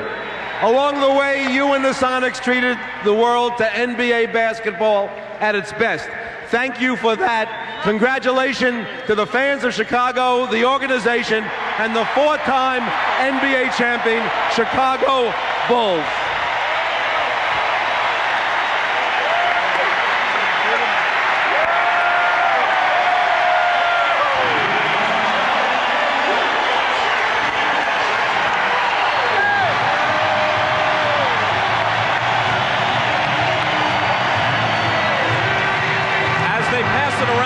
You do, don't drop it. Jerry Reinsdorf, I know it's hard to separate one from another, but this one certainly was different. This was different. This was a fairy tale year. 87 wins out of 100 games played. Every single man on this team contributed to this championship. Great players, led by the greatest player that ever played this game, the greatest coach in the league, but more, if you had to give credit to one man, the guy that put them all here, Jerry Krause. Jerry, I heard you say on one occasion that had Michael remained, the 93 team might have been the best of all, but this one will do. It's a great, great group, and this win today was so great because everybody contributed. There wasn't a guy in this roster that didn't contribute today. I'm so proud of them. Jerry, congratulations. And now to Phil Jackson. After the 2 losses in Seattle, was there even a tinge of worry coming in tonight? We were never worried. We had these people to come home to, home crowd. That's right, home cooking. We knew we'd win it right here. You've been around the game a long time. You've played with a storied team in the Knicks of the early 70s. You've coached 4 world champions, but this season was different than any other in NBA history, and the expectations were very high. Nothing but a championship would have sufficed. You're right. The championship was placed on our heads the first day of camp. Dennis Rodman, in addition to our basketball club, we've had a wonderful time doing it. It's been a joyful ride. The atmosphere in this building speaks for itself. We don't want to put a damper on it in any way, but this is a question that has to be asked. Do you expect to be back here as you go for 2 in a row and 5 overall next year? They want me back. If the management wants me back, I'll come back. It's got to be right. It'll be right. And now let's go to Ahmad Rashad, who's with Michael Jordan. All right, thanks, Bob. Michael, I know that the first one was sweet, but how much sweeter was this one? Well, you know, I can't even put it in words. On Father's Day, what it means to me. I know he's watching. To my wife, and to my kids, and to my mother, my brothers and sisters. This is for Daddy. I'm very happy for him. Now, you had said, Michael, that of all the accomplishments that you've made, that this may be the accomplishment. Why? Well, this goes right up there to having my kids. My kids are the most important things to me, my wife, my family. But next to them, this is going to mean a lot to me because of what it symbolizes, which is my father on Father's Day. It means a big deal to me. Now, you remember just a couple years ago that early flight to Indiana where it all started. Now, all of a sudden, it looks like this is a culmination. It's been a long road. You know, it started from scratch. You know, I had a lot of support from my teammates, from my family. I'm just happy for the city of Chicago. I'm sorry I was out for 18 months, but I'm happy I'm back. to bring a championship back to Chicago. I know this is what you're pointing for, but as we look back at the baseball, we were talking the other day that you've almost forgotten about that. Seems like years ago. I haven't truly forgot it. You know, those minor leaguers meant a lot to me. They really got me back on the road of thinking basketball. They showed me the genuine attitude that you have when you're playing a sport that you truly love. So I give a lot of gratification to the minor league organization, the White Sox organization for giving me that inspiration. But it's always great to come back and play in Chicago. All right, Michael, congratulations to you on a great year and way to bring it to a win. Thank you very much. All right, let's go over to Jim Gray. All right, thank you very much, Ahmad. I'm here with Dennis Rodman. They're chanting your name now. Rodman, did you simply impose your will there in the third quarter with all those rebounds and 5 points? Well, I just think, say one thing. I just thank Chicago for having me in the city. And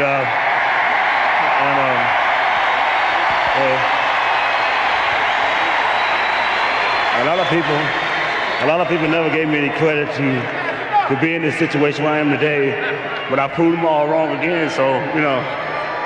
Did you have some doubts? Did you think maybe, Dennis, this wouldn't work out as well as it has?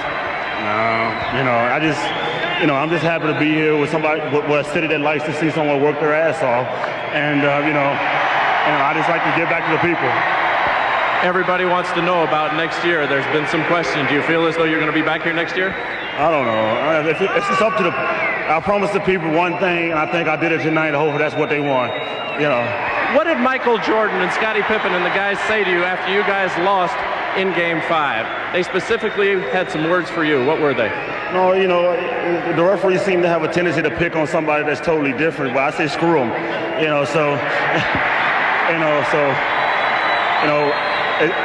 I like to go out there and do what I have to do to win a ball game. If they don't like me, they're going to see me for the next 3 or 4 years in the league, baby. Congratulations to you, Dennis. Your third championship. Let's go over to Marv Albert. All right, Jim, Dennis obviously confused. He thought it's the CNBC cable postgame show. So the Chicago Bulls, with a record-breaking 72 wins in the regular season, in the playoffs, they sweep Miami. They beat the Knicks in 5. They sweep Orlando. And they take the Sonics in 6 for their 4th championship the last 6 years. Back with Scottie Pippen in a moment.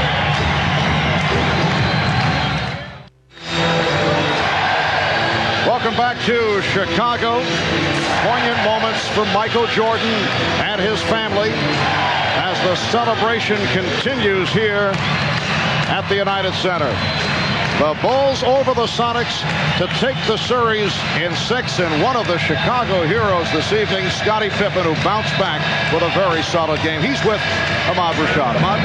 All right, thanks, Mark. I'm here with Ron Harper and Scottie Pippen. And Ron, first of all, you played, you had the bad leg and everything, but you gave it all tonight. What a big difference you made. Man, I'm just happy to get this series over with. Me and my teammates came out tonight, and we knew the job that we had to do. And this goes out to all our fans and all our family in Chicago and all over the world. Hi to my son. Hi to everybody out there. And I love you, man. Carry your butt. All right, Scottie, you've been battling injuries all year and taking a little heat in the last couple of games, but tonight you came out and had it all together. The last 4 months, you mean? The last 4 months. But I had to stick with it, Ahmad. Our basketball team, guys been dedicated to coming out and winning. We've been very focused all season. We won 72 games. Scott came out and played hurt, played injured. So I knew I had to dedicate myself to finish this season off strong because I felt very positive about our ball club. And Ron did a great job of coming out, giving us the lift that we needed today because he's injured. Now, you have been around all 4 championships. Can you compare this one to the other 3? Well, this is great because our basketball team was so focused this season. We went out and we've tried to win every basketball game that we faced. And to make this season more special, we felt like we had to win an NBA title. And these guys really deserve it. What about you personally? You've battled all these injuries. You got the dream team coming up. Will the injuries have any effect when you competing in the Olympics? Well, I don't think I'll be as valuable to the Olympic team with those great players that they have on their basketball team as we have here at the Chicago Bulls. So if they can live in my minutes, I'm looking forward to playing them out. I'm dedicated to going and playing throughout the Olympics, and I'm looking forward to it. All right, congratulations, you guys, on a great year. Thanks, Ahmad. All right, let's go down to Hannah Storm. Okay, thanks, Ahmad. I'm here with Sonics coach George Carlo, who's gracious enough to join us. What did you tell your team afterwards? Well, there's seasons in basketball that you can be proud of, and there's a specialness to this year's team, and I think a lot of things that we've done. I think there's also a lot of pain in our locker room because we know we didn't give it our best shot in a couple games in this series, and we just never could play well on this court. Our team's heart was very big, and I think they showed a lot of pride. But, we just didn't shoot the ball or pass the ball or rebound the ball well enough to beat Chicago on their own court. What was the difference here on their court? Was it their experience? I think energy and experience has come to mind right away. It seems like since Game 3, the team that had the energy, that had the extra bounce, was winning the games. And we had it in Game 4 and 5, and they had it in Game 3. And tonight, I thought, their bounce on the rebounding was unbelievable. But I also think the experience. We got frustrated at times in this building and gave them minutes where we didn't play our best basketball. How will history treat the Chicago Bulls, who came into this series? A lot of people theorize they were one of the greatest teams ever. Did you destroy that theory by making it a series and making it difficult on them? They're a great basketball team, and I think, that shows with 3 all-defensive players. You probably got the MVP in Michael Jordan. You got probably the best all-around player in Scottie Pippen. You got the best 6-man award in Tony Kukoc. You got a great coaching staff led by Phil Jackson. So I think they got to be in the top 3 or 4. But as I said to my team, I said we showed that we're close to them, and I think with an experience and the growth that can happen, this team will be back fighting for the championship again. Okay, George, thanks very much for joining us. Great effort by your team coming back from 3-0. Well, let's send it back out on the court. All right, thank you, Hannah. And Seattle with their first trip to the NBA Finals since they won the championship in 1979, a 64 regular season, 64-win regular season scenario for the Sonics in the playoffs. They beat Sacramento, swept Houston, beat Utah in a grueling 7-game set, and then came back against the Bulls but lost in 6. We'll be right back. Well, for the Chicago Bulls, the composite record for the season, 87 wins and 13 losses, including the playoffs. Tonight, game number 100. There is symmetry in that as we conclude this NBA regular season. The chairman of the Chicago Bulls is Jerry Reinsdorf. Many questions will be facing Jerry in this offseason, and he is with our Jim Gray. All right, thank you very much, Marv. There are an awful lot of questions for Jerry Reinsdorf, but the main ones are, will Rodman, Jordan, and Phil Jackson all be back next year? Well, right now, I just want to enjoy the moment, the celebration that's going on here, and the visit that we have to Grant Park, and then we'll worry about those things later. Right now, all I want to think about is what this team accomplished and what an incredible job that Jerry Krause did in putting together a team of players that anybody else could have had, many of whom nobody wanted. What would be the reason for any one of the 3 not returning? Look, we want everybody back, but who knows? Life is funny. I don't even want to think about problems right now. I'm having such a good time now, I don't want to think about any bad things. Do you expect it will be a problem with any of the 3? I don't want to have any problems. I hope there are no problems. I hope we have them all back. But we'll deal with that when the time comes. Tonight is a night of celebration for this great city and for our fabulous organization. Jerry, thanks for taking the time with us. Let's go back to Marv Albert. All right, thank you, Jim. And I'm here with my cohorts, Bill Walton and Matt Gukas. Final thoughts on this 95-96 edition of the Chicago Bulls. Where is their place in history, Bill? Right at the top, along with a number of other teams who all believe that they're the greatest team. But what was so impressive about the Bulls this year was the way they did it with style, dignity, and the pride and hard work ethic of Michael Jordan. And obviously very emotional for Michael Jordan. Well, you could see it all building up in Michael after coming back and going through the disappointments of last year and then bouncing back and leading his team to just a storybook season. All right, let's join with Bob Costas back upstairs. Bob? All right, Mark, terrific job as always. Before some final comments on the Bulls championship, a programming note coming up here on NBC. We have a special episode of Mad About You, and that will be followed by your late local news. And so tonight, it's official. The Chicago Bulls have done it. And the fact that the expected took a bit longer than expected makes their achievement no less remarkable. As the celebration, peaceful we hope, begins in Chicago, the debate that will never end heats up. Are the Bulls the best ever? Their 2 losses in Seattle might have weakened their case a little, but tonight's resounding clincher restores most of the luster. In terms of public perception, these Bulls probably will be regarded as the best because their undeniable greatness is combined with the marketing machine of the modern NBA, and because they were already America's basketball team due to their past successes and the presence of Michael Jordan. Does that mean the Bulls rank above Russell and Chamberlain's best, ahead of the Knicks and Bucks of the early 70s, the Lakers, Celtics, and Sixers of the 80s? Not necessarily, but their case is as strong as any of the teams on the short list of the league's best. In a way, it's a shame that through no fault of their own, the Bulls had no truly great opponent to test themselves against. The Sonics certainly impressed toward the end of this series, but the Bulls still had no equal or near equal to do for them what the Celtics and Lakers did for each other, to help define them as Frazier did for Ali.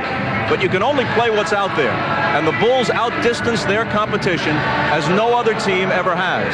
And while purists may have legitimate gripes about the modern NBA, they have no quarrel with these Bulls, because on the court, this is a team rooted in the game's timeless verities. Excellent defensively, poised and resourceful. Their offense designed by 72-year-old Tex Winter, employing principles he first laid out more than 40 years ago. Their head coach, a protege of Red Holzman, his basketball philosophy shaped by the selfless Knick teams of the 1970s. And most significantly, there is Michael Jordan. No one is hyped or marketed more than he. But at the same time, no one is more the genuine article than he. His artistry is breathtaking, but his competitiveness and commitment, his true regard for the game, are what bring the nods of respect and appreciation from those who've been around the NBA for decades. So take whatever side you wish in the greatest ever debate, but appreciate what you've seen tonight and all season long. A unique team has fulfilled its destiny, and the transcendent team sport athlete of our time has done what seemed impossible. This season has added to his legend. As our elders told us of having seen Ruth and DiMaggio, Joe Louis and Jesse Owens, we will someday tell our children and grandchildren that we were lucky enough to watch Michael Jordan and the Chicago Bulls. For all of us at NBC Sports, good night from Chicago.